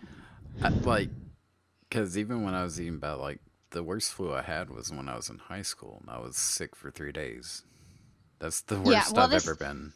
Other than, this like, flu I had season, meningitis especially up once. here, Hmm. yeah, this flu season up here has been really bad. We've had a lot of people dying, a lot of people getting really, really sick and having to be hospitalized. It's been a really bad flu season I was gonna up say, here. because that's been happening everywhere. Actually, it's been a bad flu season, Yeah, half the so we country, had Texas included, we by the way. both we both had the flu shot, and God bless my pediatrician. She gets the flu shot without the Amerisol in it, which is awesome for me because, again, I don't deal well even with minute traces of heavy metals. So any mercury, when I get the flu shot at my regular doctor with the mercury in it, it makes me really sick. And Mm, I get very sick from the shot. When I get it at the pediatrician's office, because she has them and she'll let the parents get them there, I don't get sick. I have no reactions. yeah, I was gonna But say, I'm just that sensitive. is it the flu's getting worse or are people getting worse? I'm always wondering I these kind of things. It's like, No, because you had the flu pandemic, the pandemic in like the 1917, mm-hmm, 18, something like that. That one killed yeah, I know Spanish the flu. That Spanish killed a flu. zillion and a half people. Yeah, I know there are cases where it is worse. I'm just wondering now if it's I don't know. Did we get that much sicker over the course of 5 years? possibly. Maybe. I was thinking skeptically, and now I'm thinking, maybe. Like, I'm skeptical over it too, but I'm not gonna blame it all. But Well, worldwide soda consumption hasn't gone down. Maybe not worldwide. Maybe it's just the United States. I think its soda consumption's gone down mm, yeah, generally. all right. But we're gonna have to go into this. What is statistics again? Thing again? Has soda consumption gone down? But has energy drink consumption gone up? Which is Oh. Mhm. these was that Yes, you're question right. asked? You're right. How about Starbucks? Has that Yeah. gone up? Because Yeah. that's those things have more sugar than soda. That's the other My part. kid. Yeah. It's so My weird. kids are at this gym. So the gym is a nationally ranked cheer gym. So cheerleaders. This is not rah rah rah high school cheerleading. This is hard competition cheerleading. These Mm. kids are phenomenal athletes, okay? God, please They don't tell me have there's Monster and Red Bull stuck there. no, they have Gatorade. Okay. They do have Gatorade. And legitimately the little kids, but the big one drink going, you go for it. Mm. But they have it available for everybody there, of course, because they can't discriminate. But Yeah. I've watched so many of their little siblings drinking Gatorade, going, Yeah. you're watching your sister work out. You don't need that. Like, Mm. oh my gosh. But they don't even think about it. And the kids are, many of them are, Mm. many are overweight. It's Yeah. heartbreaking. It's so, like, you're setting this kid up to have to fight this for the rest of their lives. Mm-hmm. And And let I was that to me. They let me whatever because they didn't want to fight with me because I was a pain in the butt. My middle child comes by the big pain in the butt part honestly because I had a really big pain in the butt. yeah. They did crap constantly. And to face a hard truth on this, your brain slowly stops learning things as easily past the age of 25. Yep. You can change and do these things. It's just a lot more work once you're an adult. Full adult, I should add. So, yeah, when you're teaching your kid these things and it's just going to stick with them at some point. And then Yeah. not only is your kid this way, then this is the adult you have now Mm-hmm. who's going And to just go into the exact same pattern they just went through. God willing that they do, that if they understand the importance of nutrition, they'll make sure that their kids are raised that way. Yes. And that Well, is something that I've strived for. I've had people. Oh, this is how judgmental and batshit crazy this whole thing is. Now, my kids have had problems with their blood sugar. They some genetic something or other where they are just very prone to getting diabetes. Type 2 diabetes, not type 1 diabetes. We're not talking about the autoimmune disease that we cannot prevent. mm, We're talking about type 2 that should be preventable. I've talked about this before. So we had to be very careful with their diet, but I was still learning, and I never my joy when I was a kid was thinking I was going to eat massive quantities of Halloween candy with my kids. mm-hmm. And I have never done that Yeah. because my kids could not take it. So I have stressed to them nutrition, and I have had people accuse me of being so militant about this. Now, this is their life. Diabetes is no joke. It is deadly. Yeah. It's not diabetes typically, it's just something else, but diabetes leads to very bad places. And people tell me I'm going to give my kids eating disorders by stressing nutrition. Yeah, because I'm telling them to eat the correct things. Right? Fucking idiots. How did that connect into your brain? My kids are going to have eating disorders because I'm telling them not to eat candy and crap. Really? Yeah. And, Oh my God. and I guess Wow. I guess your kids are gonna have, behavioral disorders because you're telling them not to act out. Don't be a jerk. Don't be a Well, dick. that's gonna Oh change. fuck! You just made a murderer. Holy shit! Oh, Like, wow. what? But this is how insane this whole thing has become.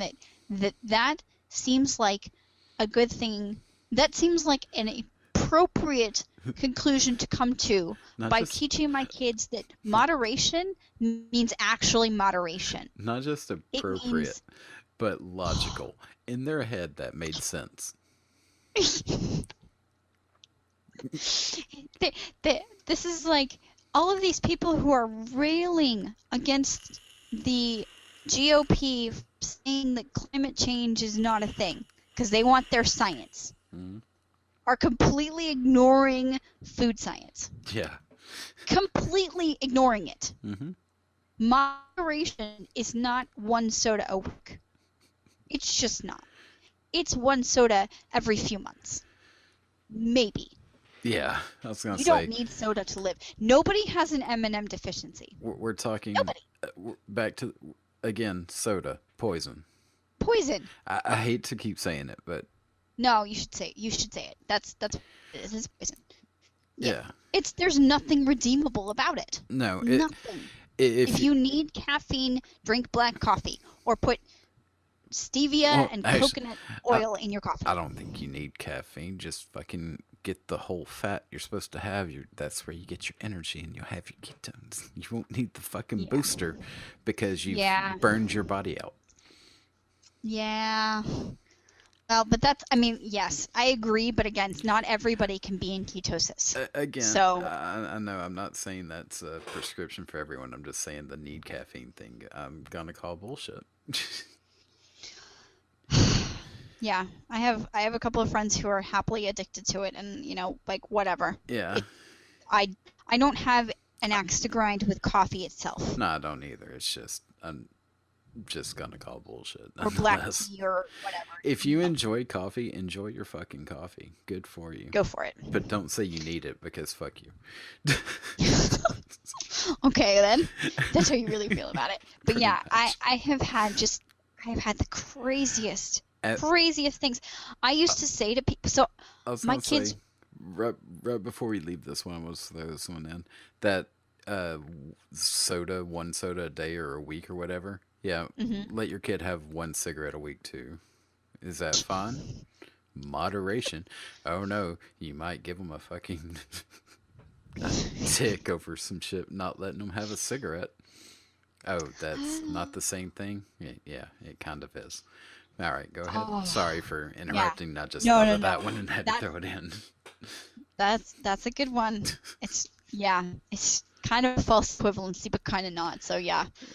Nicotine's the same amount of poison that fucking sugar has. Well, fair enough. Yeah. So before when I still do this. I justify with you. If I bring good food to an event for my kids to eat, people give me nasty looks. People are fucking judging me for not letting them eat pizza, for not, or for bringing them vegetables. Not in the places it Oh matters. God. You know, if we're at a church function, everybody knows my kids are going to be eating better, and nobody says anything, and nobody cares because I'm in a really awesome church. Like they're Yeah. nobody's judging me here. You know, they want my kids to be healthy. That is the important part, and they're going to support that. And they'll tell me, like my middle child will steal food that he's not allowed to have. This is very common for kids who have food restrictions. It's very, very common that they will pilfer the food that they're not supposed to eat. You know, even kids with allergies, they'll take the foods they're not supposed to eat and eat them, and Mm. like then having violent vomiting reactions to it. So even at church, they'll tell me, "Hey, I just caught your son eating a cracker," and it's like, oh, so they're Yeah. they're very supportive of it. But if I've gone to play dates or to those friggin' soccer games where I don't let my kids have the damn Doritos, Mm. suddenly I am the shit mom Yeah. because I don't let my kids eat Doritos. Which, Really? uh, Really? God. and I just want to throw this one out there because I'm assuming, at least for me as a kid, like my favorite thing was pizza. I'm assuming most kids think it's pizza. Mhm. Yep. It's like a party food or whatever. Yep. I just want to quickly run down pizza. The crust is wheat and corn, Mhm. which is sugar. They also Mhm. put sugar in the crust. It's an Mhm. ingredient for the crust. The tomato sauce has sugar in it. The cheese is milk, which is sugar. Well, it depends on how fatty the cheese is, but yeah. It most of it's real cheese and it's real fucking yeah. It that is the worst thing you can fucking eat. Some cheeses are fatty enough that they haven't been a problem. So my middle child is able to eat cheese. He was not able to eat cheese before. Then once he went grain free, he could suddenly tolerate cheese again. Yeah. Because he's so restricted in everything else, I let him have fatty cheese because you got to make choices. Yeah, Like I keep cheese in my diet as well, just because everything so, else is it so depends good. on the kind of cheese. American sliced cheese is paper, It no, it's orange plastic. colored. It's I'm plastic. sorry, orange colored plastic. Yes. Don't eat it. No, It's disgusting. it is. If you if you put it in a skillet and it turns black and catches on fire quickly, I might add, Uh-huh. might not be a food. Fair enough. Like a real Yeah. cheese will melt and then start to turn brown, and it doesn't really catch on fire unless you just leave it on there a while. This is a fun Well, it's kind experiment. of You can try fatty, at so home. yeah. So the fat might catch on fire. It will eventually. Um, Okay. I mean, if you did a side by side comparison of like American cheese and then an actual, cheddar or something, Mhm. and just melted them, or better yet, see what they do in the microwave. I know it. My kids microwave cheese all the time, and it will. They can actually like turn it black Mm-hmm. if they microwave it too long. That's in the microwave, I'm just which is not saying, the same as putting it on a skillet. there's a time difference here between like American cheese going I tried it with fucking American nuclear. cheese because we got rid of it because it's disgusting. Yeah, it's plastic. It melts like We had plastic. it around because my goddaughter was eating it, and then my middle child was binging on it, and his behavior went into the toilet. It was terrible. So then I'm like, well, we can't have this because he could not stop himself from stealing it. Yeah. He was not able to control it because I don't, I mean, again, with somebody who's got autism and ADHD, the impulse control is not fantastic. So, Yeah. Which oh, which but yeah, pizza, all sugar. mm-hmm. If you're gonna eat it, at least know what you're doing to your body. Yeah. We had a birthday party and we had keto pizza Mm-hmm. and keto. The cakes were keto cakes, so there were no like. If you're having a cake, you were having. No, I'm sorry. We did buy a boxed cake, like a pre-made cake for the kids that didn't want it. Mm-hmm. But you could pick the healthy option, or you could pick the unhealthy option. We had like Papa John's pizza, Yeah. and let them choose. My kids ate the one, but everybody at the party, we had veggie trays out, and every kid was going through snagging vegetables and go back to play. Yeah. So that was really cool. So that was awesome. And if they want, like that's a possibility that this was the only pizza they were going to eat within the month or whatever. Mm-hmm.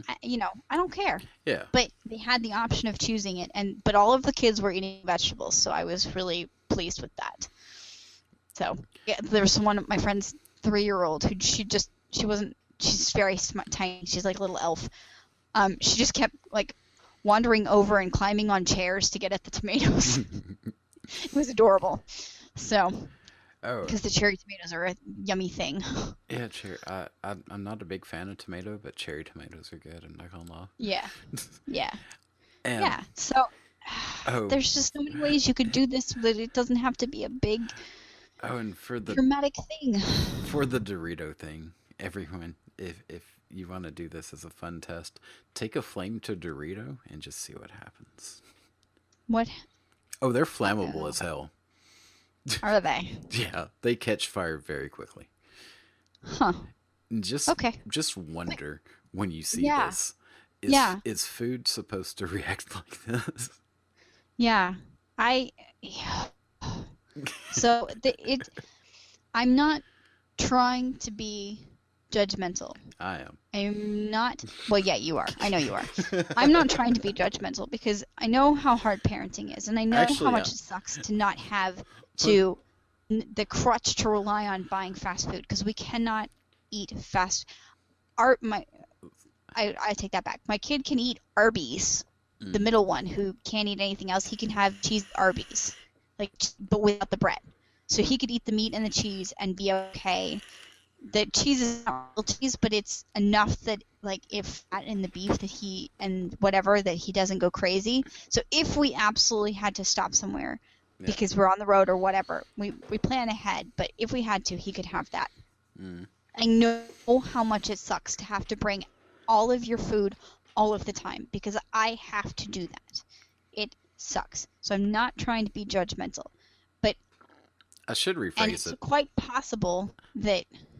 Go ahead. I'm not trying to be judgmental. It just happens. Okay. It's possible that everybody's looking at me with my kids and their healthy food and thinking she's staring at me and being judgmental. So they're staring back, trying to fight off something that's not there. When I was younger, when I was younger, I was definitely judgmental, but I'm not in that place anymore. And now I just want what is best for kids.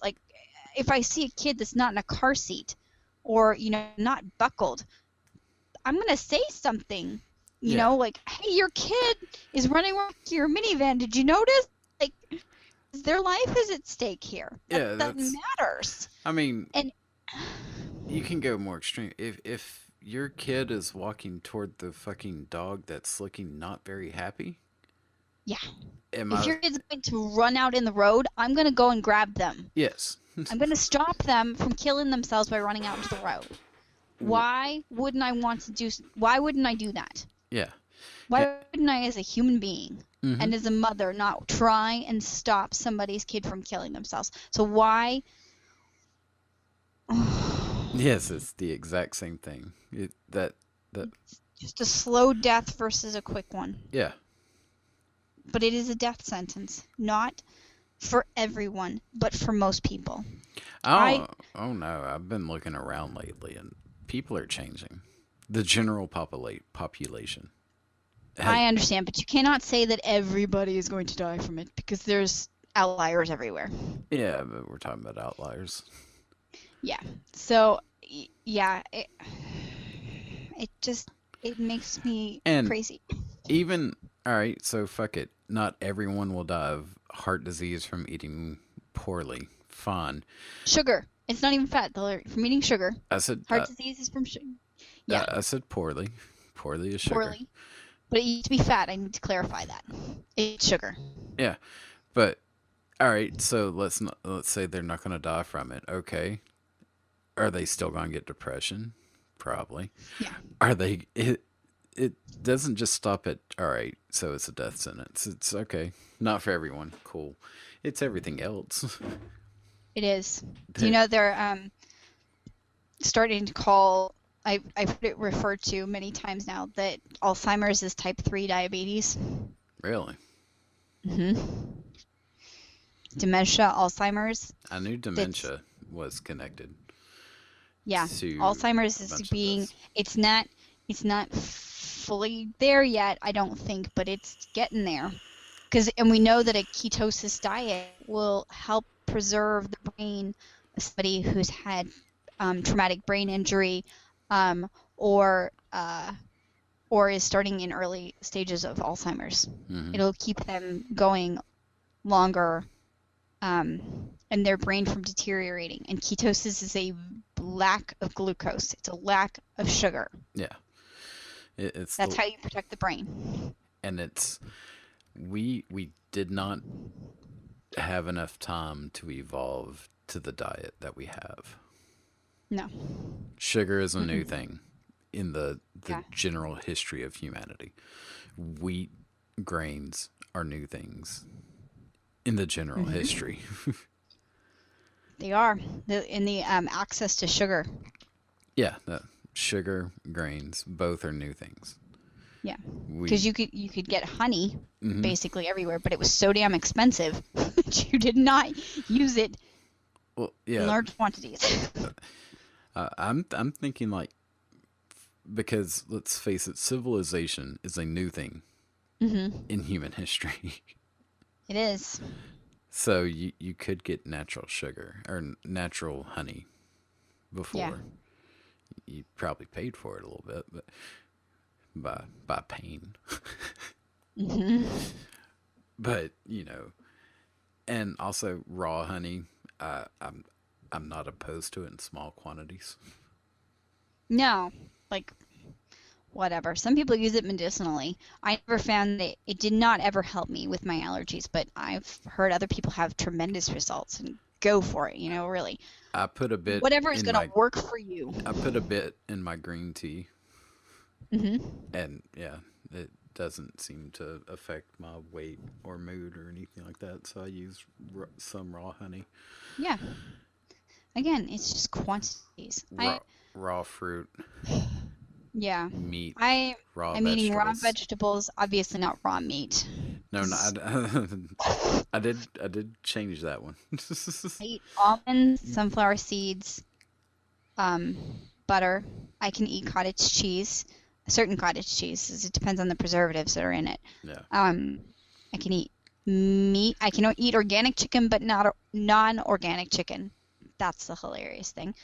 But I can eat non-organic beef. But I'm going to see if I do better on organic beef.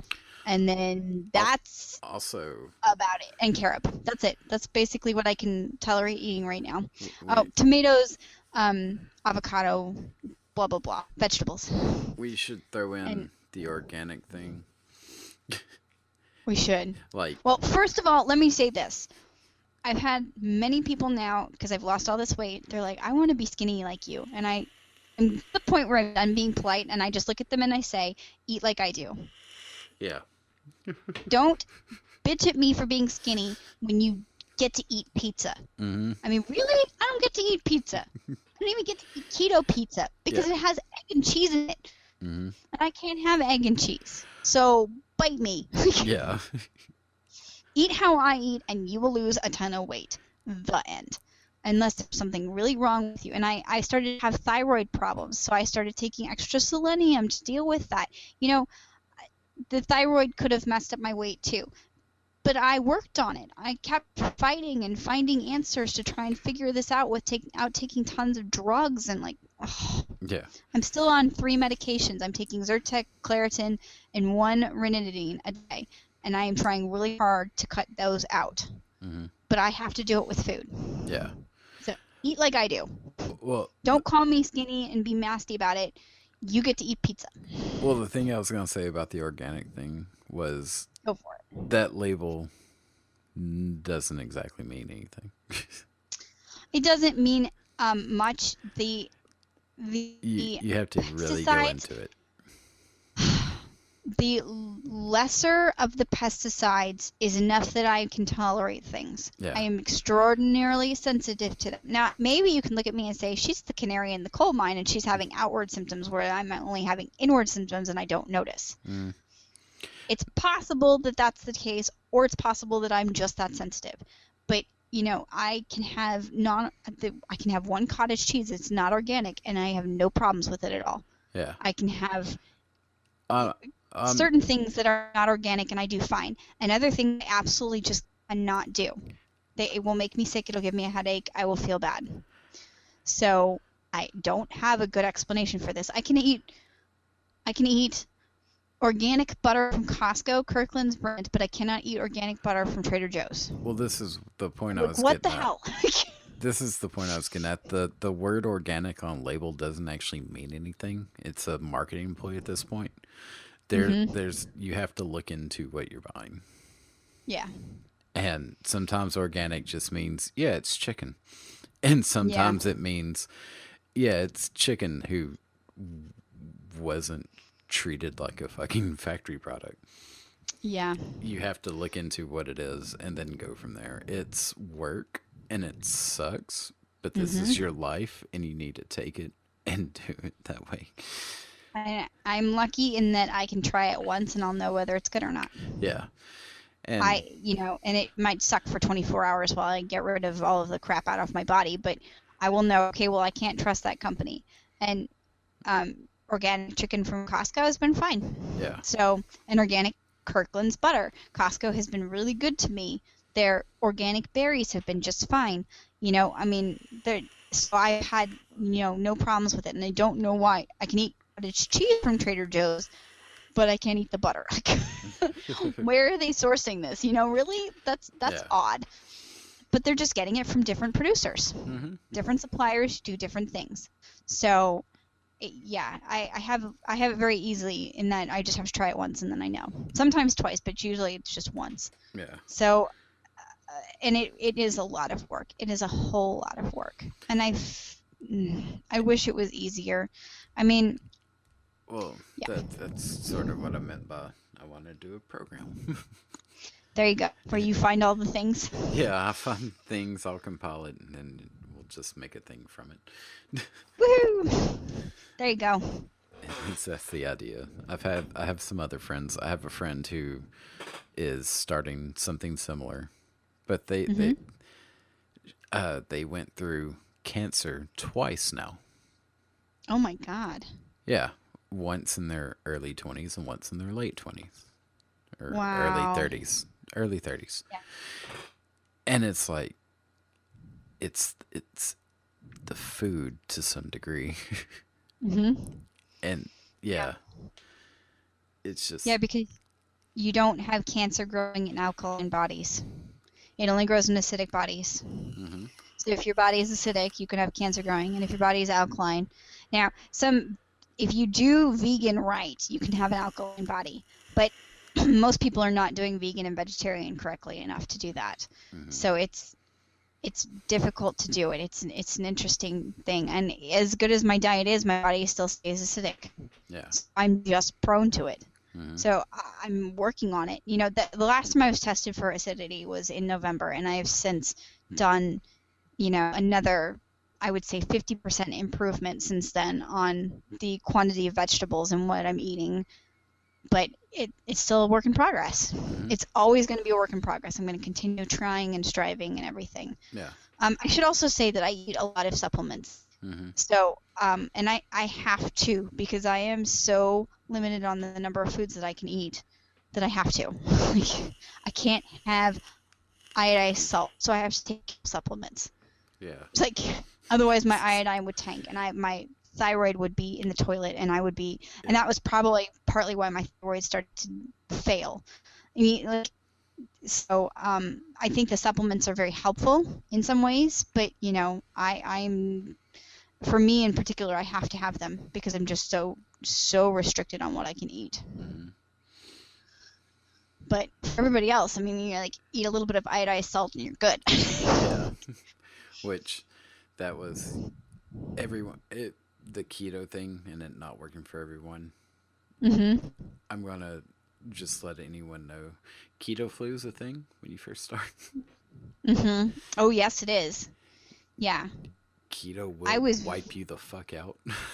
I was very prepared for it. I already had all of the supplements I thought I needed, and I realized I did not. I needed more salt supplements than that. Yeah, Yeah. it is a big, major thing. It will exhaust you, but it's worth it. Once I came out of it, man, it was like being 25 again. My brain worked, and I had energy, and it was Yeah. like, wow, Once you come I out of can it, you're golden. think.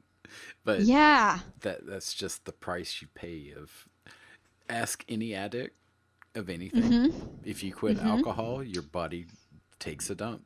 You quit It does. drugs, your body takes a dump. You quit cigarettes, you turn into an asshole for a few days. Mhm. Your body does not like change. But No, and once, all of your gut microbe craves that sugar because it's all it was eating. yeah. So it's yelling at you, "Hey, you need to eat this," because it's all it knows how to eat. So a good probiotic can be very helpful in fighting that too. Mm-hmm. Also, prebiotics. Prebiotics, yeah. Your body likes prebiotics. No, it's the much undersold brother of probiotics. Yep. Because probiotics are cool. That's the actual organisms that go into you. Prebiotics is the food they eat, Mhm. Yep. which isn't Yeah. sugar. It's hard fiber. Yeah. I haven't gotten into it yet because I'm I need to be very stable before I try something like that Yeah. because of allergic reactions. Mm-hmm. So, haven't tried it yet, but I'm doing okay with just probiotics right now currently. Yeah. So, fingers crossed that I'll be able to stabilize enough to give it a try and see if that doesn't make everything even better. Mm-hmm. I don't know what I added, but I added something in, and now my nails are suddenly like not flaky and falling apart. Unfortunately, it's made my hair thicker, and I did not need thicker hair. It was already pretty thick. Like, the hair is thyroid, I'm assuming. it probably is. My thyroid is finally like it took about a year for my thyroid to start to recover, Mm-hmm. and it wasn't a TSH. It was it was T3 and T4 were bad, Mm-hmm. but it's fine now. So it took about a year, but it's good now, and it was basically a selenium. Yeah. That's it. Eating better and selenium. So I'm very. We meet with a nutritionist at least once a year, and she's a registered nurse, really smart lady, and has a couple PhDs, and she helps us get through all this stuff. So I highly suggest that going to somebody who knows what they're doing. Yeah. Because I met with a nutritionist that didn't really know what she was doing, but she had an appointment available, and she didn't know as much about food as I did. Yeah. It was not good. It was not a good situation because I didn't really know. I didn't think I knew all that much. I was looking for ideas on what else to eat when my allergies got bad, and Mm-hmm. she didn't have a lot of good suggestions. So Yeah, and like everything else, you have to. Sometimes titles don't matter. The nurse will give away the cheese puff. yeah, yeah. My allergist really, she has no idea what to do with me, but she's willing to experiment with me, and she listens to me and takes my experiences into consideration, and she has good ideas too. She's helping me out a lot, but at the very least, she's saying, I don't know. This is a unique case. I don't know. So my allergies are like having an autoimmune. I mean, it is autoimmune, but you know what I mean. It's like having a diagnosis. It's that pretty severe, but at the very least, most of them won't kill me. So I'm okay with that. Yeah. It's only one or two of them where I'm like, oh dear God, I cannot breathe. So that's why I have an EpiPen. Yeah. I have one EpiPen left. My 4-year-old injected himself with my second EpiPen. Fun times. Did I tell you about that? Yeah. He shot himself in the hand with it. He scaled the counter to one of the top cabinets where the EpiPen was hidden in case I needed, so that my bigger kids could use it on me if I needed it, and got it down and injected himself. Like, really? And you're going to tell him no? You're going to give him a needle disorder. Oh, yes, exactly. I'm turning him into a drug addict. I'm calling his pediatrician in a panic, and she's like, oh, we haven't had one of those in a while. It's probably fine if he's not. Or, no, she's like, if it's been a half an hour, he's fine. I'm like, it's been a half an hour. Okay, he's fine. Yeah. Good to know. Didn't discover him. Yeah, I didn't even know he'd done it. He didn't tell me. This weird child. He didn't even cry after injecting himself with it. He just told me his hand was bruised. I'm like, what did you do? Oh no. Good Lord. You should cry if you and you're 4 and you inject yourself with an EpiPen in the hand. Yeah. You should cry. And he's just like, ow. And he put it down and went back to playing. And then I'm sure he got the dritters because, all that epinephrine. But never a dull moment when you have 3 sons. Yeah. I put it out of reach so that the 13-year-old could get it if he needed it. Yeah. That's where I put it. Not so the 4-year-old could scale the friggin' counter. My mother-in-law's like, why don't you lock it up? And I'm like, it defeats the purpose of an EpiPen. If he has to go and find it in a combination lock or in a lockbox, that, somebody could be dead. Yeah, find the key or remember the lock in a needs to panic situation. Yeah. It needs to be easily accessible. Like, that's what the point of this is. Yeah. It's fine though. He just had a good afternoon. Right. Oh my gosh. So this just proves that I am not a perfect parent, and I got no judgment on that. Yeah. But I do wish the best for people's kids and for themselves. I want them to feel better. I want them to see that if they start to make these little changes, they can start to feel better emotionally and physically. And that's the way to do it. Do little changes. Make steps. Yeah. Steps are the way to do anything. Don't go cold turkey. No. It's not that. No, not on everything. I did that. My dad is having that heart was rough. issues. And so he needs to not stress out. So I sent him a CD on meditation, and I said, now you need to think about, if I wouldn't let my children eat it, should you eat it? And he was silent for a minute, and he said, okay, I understand. I'm like, okay. You just got to watch it. My mother will not change. She will be eating junk food until it kills her. And that's just how it's going to go. She's just not going to change. Yeah. Fine. But my dad has got some serious willpower, and he wants to kick this, so I think he is going to do it. Yeah. I think he is, but I told him to start small. And his first step was he stopped drinking soda. And I was like, that is awesome. Yeah. That is great progress. That's a huge hurdle. Tremendous, yes. It is. It's not something to be knocked about. It is a major thing. When I hit my 1-year mark without soda, it was like, oh, this is so cool. Like, wow. All right, quitting bread sucked. Quitting potatoes, I haven't done yet. And quitting soda was the hardest one, and the one that I've gone back on time after time. It is worse than cigarettes. Yeah. Yeah. It's crazy addicting. And poison. Yeah, and poison. And all of them are poison. Unless Hmm.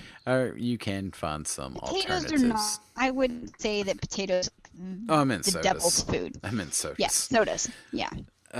Sodas are poison. You can find some alternatives. There's like what Zevia, I think it's called, Okay. like I soda have no made idea. from stevia instead of sugar. Ah, okay. And they have I not heard of it. there's a few of them out there. They're not Mm-hmm. bad. They're not great either, but they're not bad. Yeah. I tried to switch to them the first time and couldn't do it. But once I was off sugar longer, they got better. Yeah, that's the thing is stevia tastes terrible the first 20 times you taste it. It's And longer then than you start that. well, okay. You start to get used to it. But it's every single food. My friend who's vegan, she was my roommate in college. She said to me, I just kept making myself eat foods I didn't like until I learned to like them. Yes, And I thought, "Oh, but and I did it and it works." you will It learn well with most foods. eventually. I cannot get over the texture of mushrooms. Uh, So like I'm, I just can't. yeah, I'm Cooked mushrooms are different than raw mushrooms, but I can't get over that texture. No matter how much. But otherwise, other things I've gotten really used to it. So like the um, raw green beans have got mm, an interesting flavor to them. They can be a little bit like spicy afterwards to me. I don't know if it is for everybody, but I'm working on getting used to eating them, and it's getting easier. yeah. It just takes time. You just eat a couple of them, and you just keep tasting them, tasting them, tasting them, Hmm. and then you get used to it. Yeah, I didn't love peppers at first, and now I love them. So, and you do get used to these things. It's hmm, just a matter of doing it. yeah, yeah. It's just you just have to be very vigilant about making yourself continue tasting things. What you should do with your kids too. You put the foods in front of them, and there's no other I mean, I have friends that have kids with sensory processing disorders and truly picky eaters, and they are legitimately in therapy to learn to eat. Mm, But I imagine that once they get the eating under control, they can get rid of a lot of the behavioral and psychological, physiological brain abnormality type behaviors once they're through that. yeah, So I'm not saying that with every kid you can put this in front of them and say you're eating this and you're not going to get anything at all. But most kids you can. So it's not to say there's outliers. I have friends with kids like this. But with most kids you can just be like you're eating this or you're hungry, and most mm, of them will choose to eat it. yeah, And if they go hungry, their body slips into ketosis, hmm, and they're fine. They're totally fine. Muslims fast for Ramadan all day long. It's called intermittent fasting, and they do just fine. hmm. I mean, Yeah, not that's the other great, thing. but they do just fine. Well, I mean, let's They be, they're not used to it outside of Ramadan, so it's a yeah. transition. Which, I mean, you can go into that one dude who, the Scottish dude back in the 50s, who weighed like Mm, 300 plus pounds, and then he quit eating for a year really? and lost weight. Yeah, like Wow. fat. You don't see fat people who starve to death because it doesn't happen because the body doesn't. Fat is stored energy. Yeah. Well, I mean, you go into ketoacidosis, which is a deadly problem, though. So I wouldn't do that without No, checking in with a doctor. this guy had constant doctor supervision. I'm not suggesting Yeah. people starve themselves. Yeah. I'm just saying Wow. you won't die. No. Well, I mean, yeah, so You intermittent fasting let works me very say well for me. let me say you won't die from starvation Fair enough. Yeah. I until your body burns through all the fat. yeah. For those who don't know, you can do things like timed fasting or intermittent fasting where you only eat for a certain number of hours a day. Gives your body a chance to rejuvenate. I find intermittent fasting, in particular for me, is working very well. So today I had sunflower seeds, cottage cheese, and a fat bomb, which is carob, the chocolate thing, almond flour and butter. and Mm. that was all I ate. I mean, besides my vitamins. And I didn't get home until late, and I just didn't want to eat dinner. And I feel fine. I'm not hungry. And I used to think that that was the craziest thing ever. How could you not eat and not be starving and hangry? And it's because I'm in ketosis, Yeah. because my body just picks up the fat and starts burning it. And I Mm-hmm. had plenty. I'm not, I'm 130 pounds and 5'3". I have fat on me still. I'm good. I don't need to lose any weight. I look fine the way I am, and I feel fine, but I have the fat to burn that I don't have to eat today. Yeah. And Uh, I typically wake up feeling pretty good. mm-hmm. It feels like there's stuff gets worked out, kinks, or body aches or things like that. They get worked out when I intentionally don't eat. The fasting feels good to me. So I strongly suggest trying it if you're healthy enough to do so, but only if you're in ketosis. I can't imagine doing this if you're living off of carbs. Yeah. That you get hangry, you get Mm-hmm. ugly, and I've seen too many people like that where I don't want to deal with that. And your family doesn't want to deal with you either. I've gone to 2 meals 5 hours apart, Hmm. and since doing that, as long as I stick to it, I've been sleeping, which Yeah, for me, that's a thing. that's crazy. Wow, that's awesome. Because, yeah, you get in some crazy, funky sleep schedules. Mm-hmm. I mean, it's 12:30 from a.m. It's midnight 30 for me, so it's late. Yeah. But I only need like 7 hours of sleep now that I'm in ketosis. But yeah, that's awesome. I've been doing 5.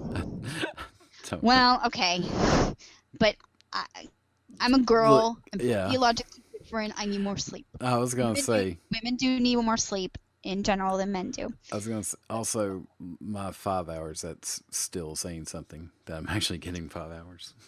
Yeah, yeah. I typically eat between 10 and 12 or 1. Those It depends on what my day is like. My days are really crazy.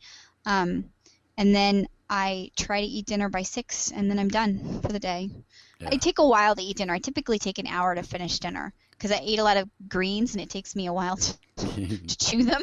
Yeah. I had jaw surgery over a decade ago, and I still struggle to chew through greens because of it. Mm, So, um, yeah, so it's like physical therapy for me. yeah. So, but yeah, it feels good. I like it, and it's also taking all of my vitamins in that time and making sure everything gets done in that time. And it's just a matter of getting into the habit of doing it. And if Hmm. certain times, like specifically where I am in my cycle, if I'm right at my period, I cannot eat only 6 hours a day. Yeah. I can't do it. I have to lengthen it out to like 10 to 12 hours in the day Hmm. because I don't function. And Yeah. then I'm back into being able to do it. So it's being very forgiving and understanding of your body and reading what the signals are and following along with that. Yeah. So but most people feel so terrible they have no idea what actually feels good. Hmm. I didn't realize what feeling good and being headache free was for 7, 8 years. I Yeah. didn't know what that felt like. And I didn't want to live like that anymore. So many people are living like that every single day. Like, just try to make it through the day because everything hurts, Hmm. emotionally and physically.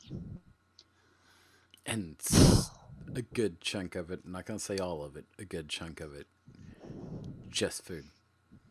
Yeah. Another chunk, a little bit of exercise through the week. Hmm.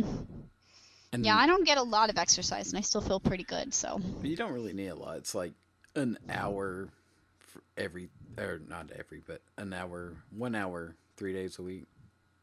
Yeah, I don't even get that. I'm gonna It's say like that 1 to 2 hours every few weeks. yeah.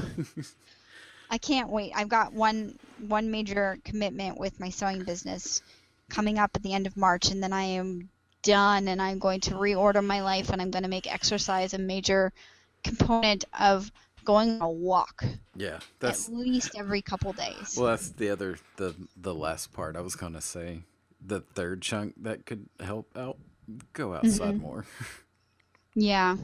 Yeah, my kid is in my oldest kid is in college, so I have an hour and a half to kill while he's in class for one of his classes. The other ones I can drop him off and just leave him there, but one Mm-hmm. of them I have to stay because it's just too far to go round trip. And I could go walk around the field. I Yeah. could go walk around the track.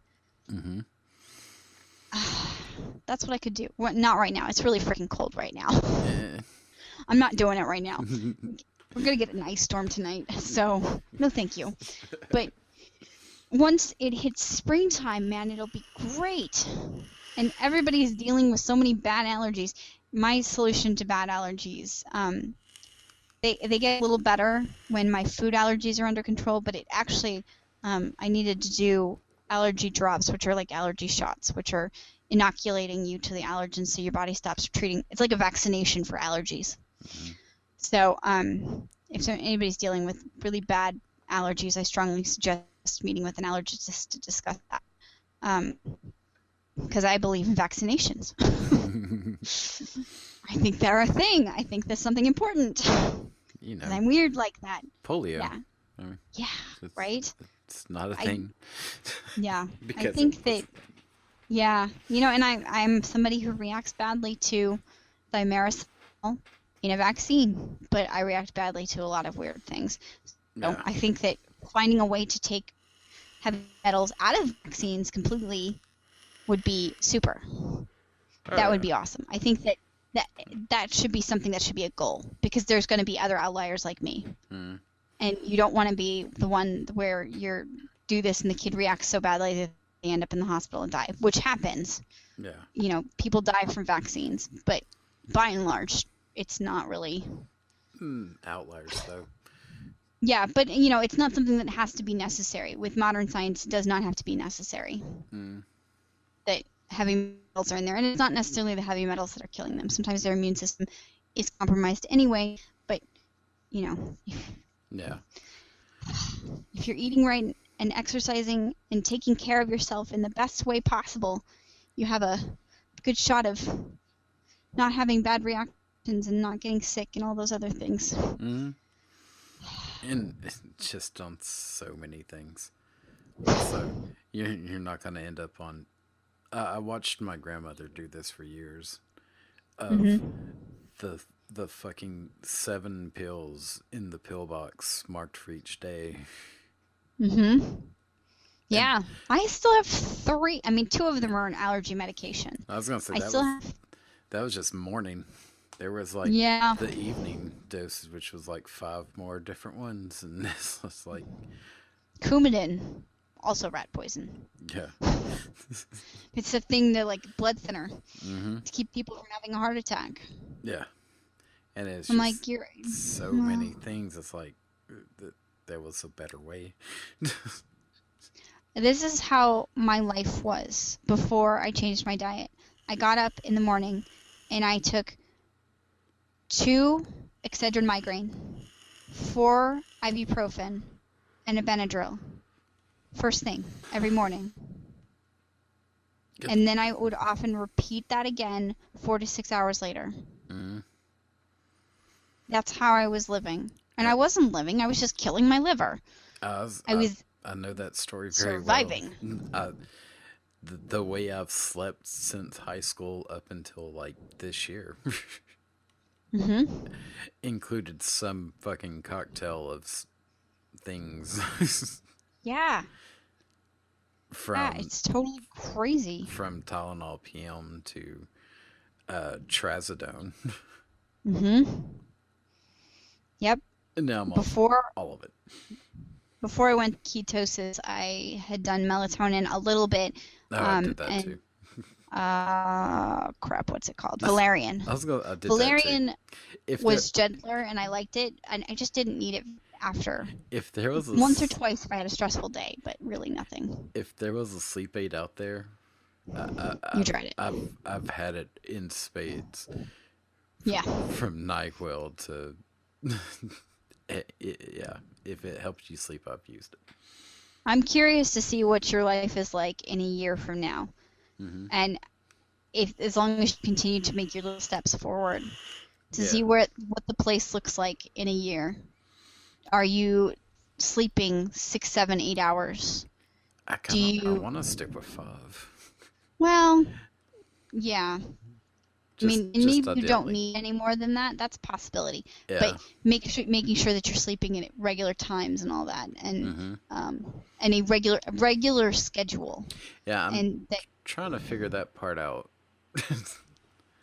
Like, I'm not very good at it. My husband is the one who enforces it. But he has a really nasty cough right now, so he's sleeping upstairs. Because if I wake up, I'm up, yeah. and I cannot go back to sleep. Mm-hmm. So if he wakes up coughing at 3 in the morning, it's a really long night. Yeah. So he's sleeping in our guest room currently. So he would be the one who enforces that I go to bed because he is the adult in my household. Yeah. It's normally the wife that's the adult in the household, sadly in this world, but my husband is the adult, so I'm 90% boy.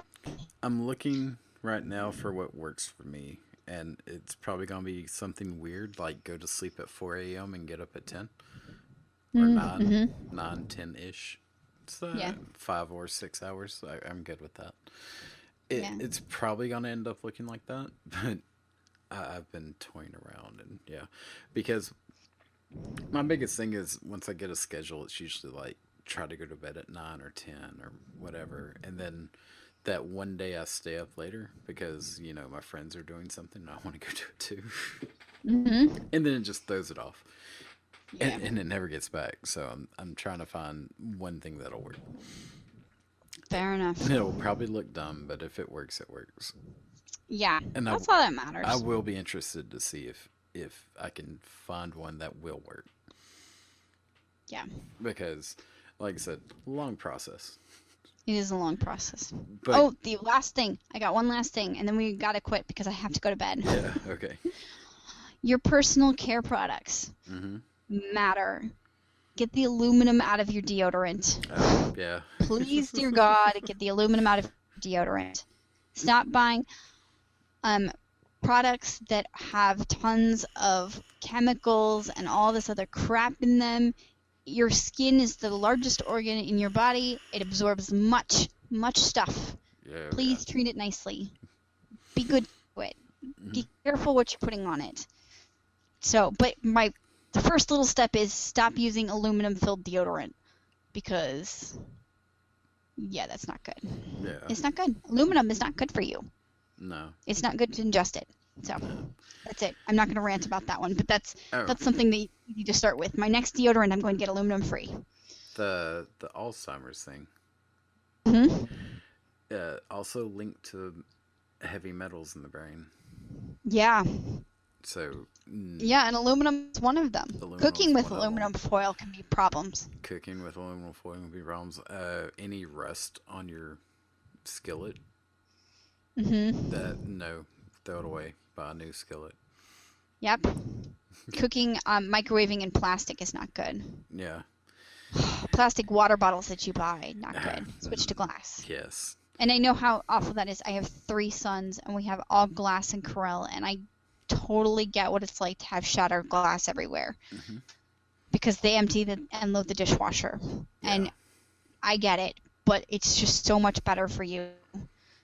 Because the plastic screws with your hormones. So, yeah. And little tips.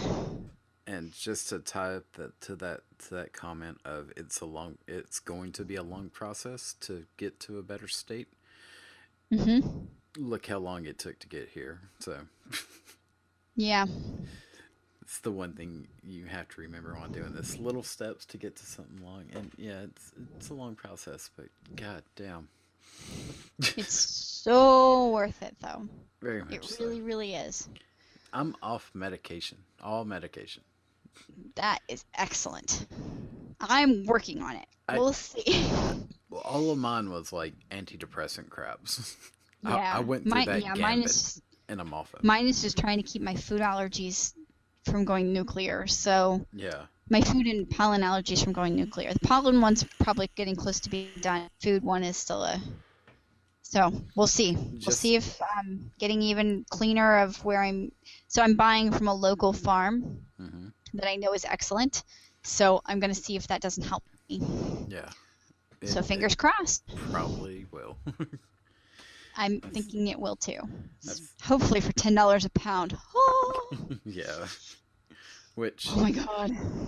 just and if you're able to do that, to know your butcher, Mm-hmm. if you can find a cow you can buy, Mm-hmm.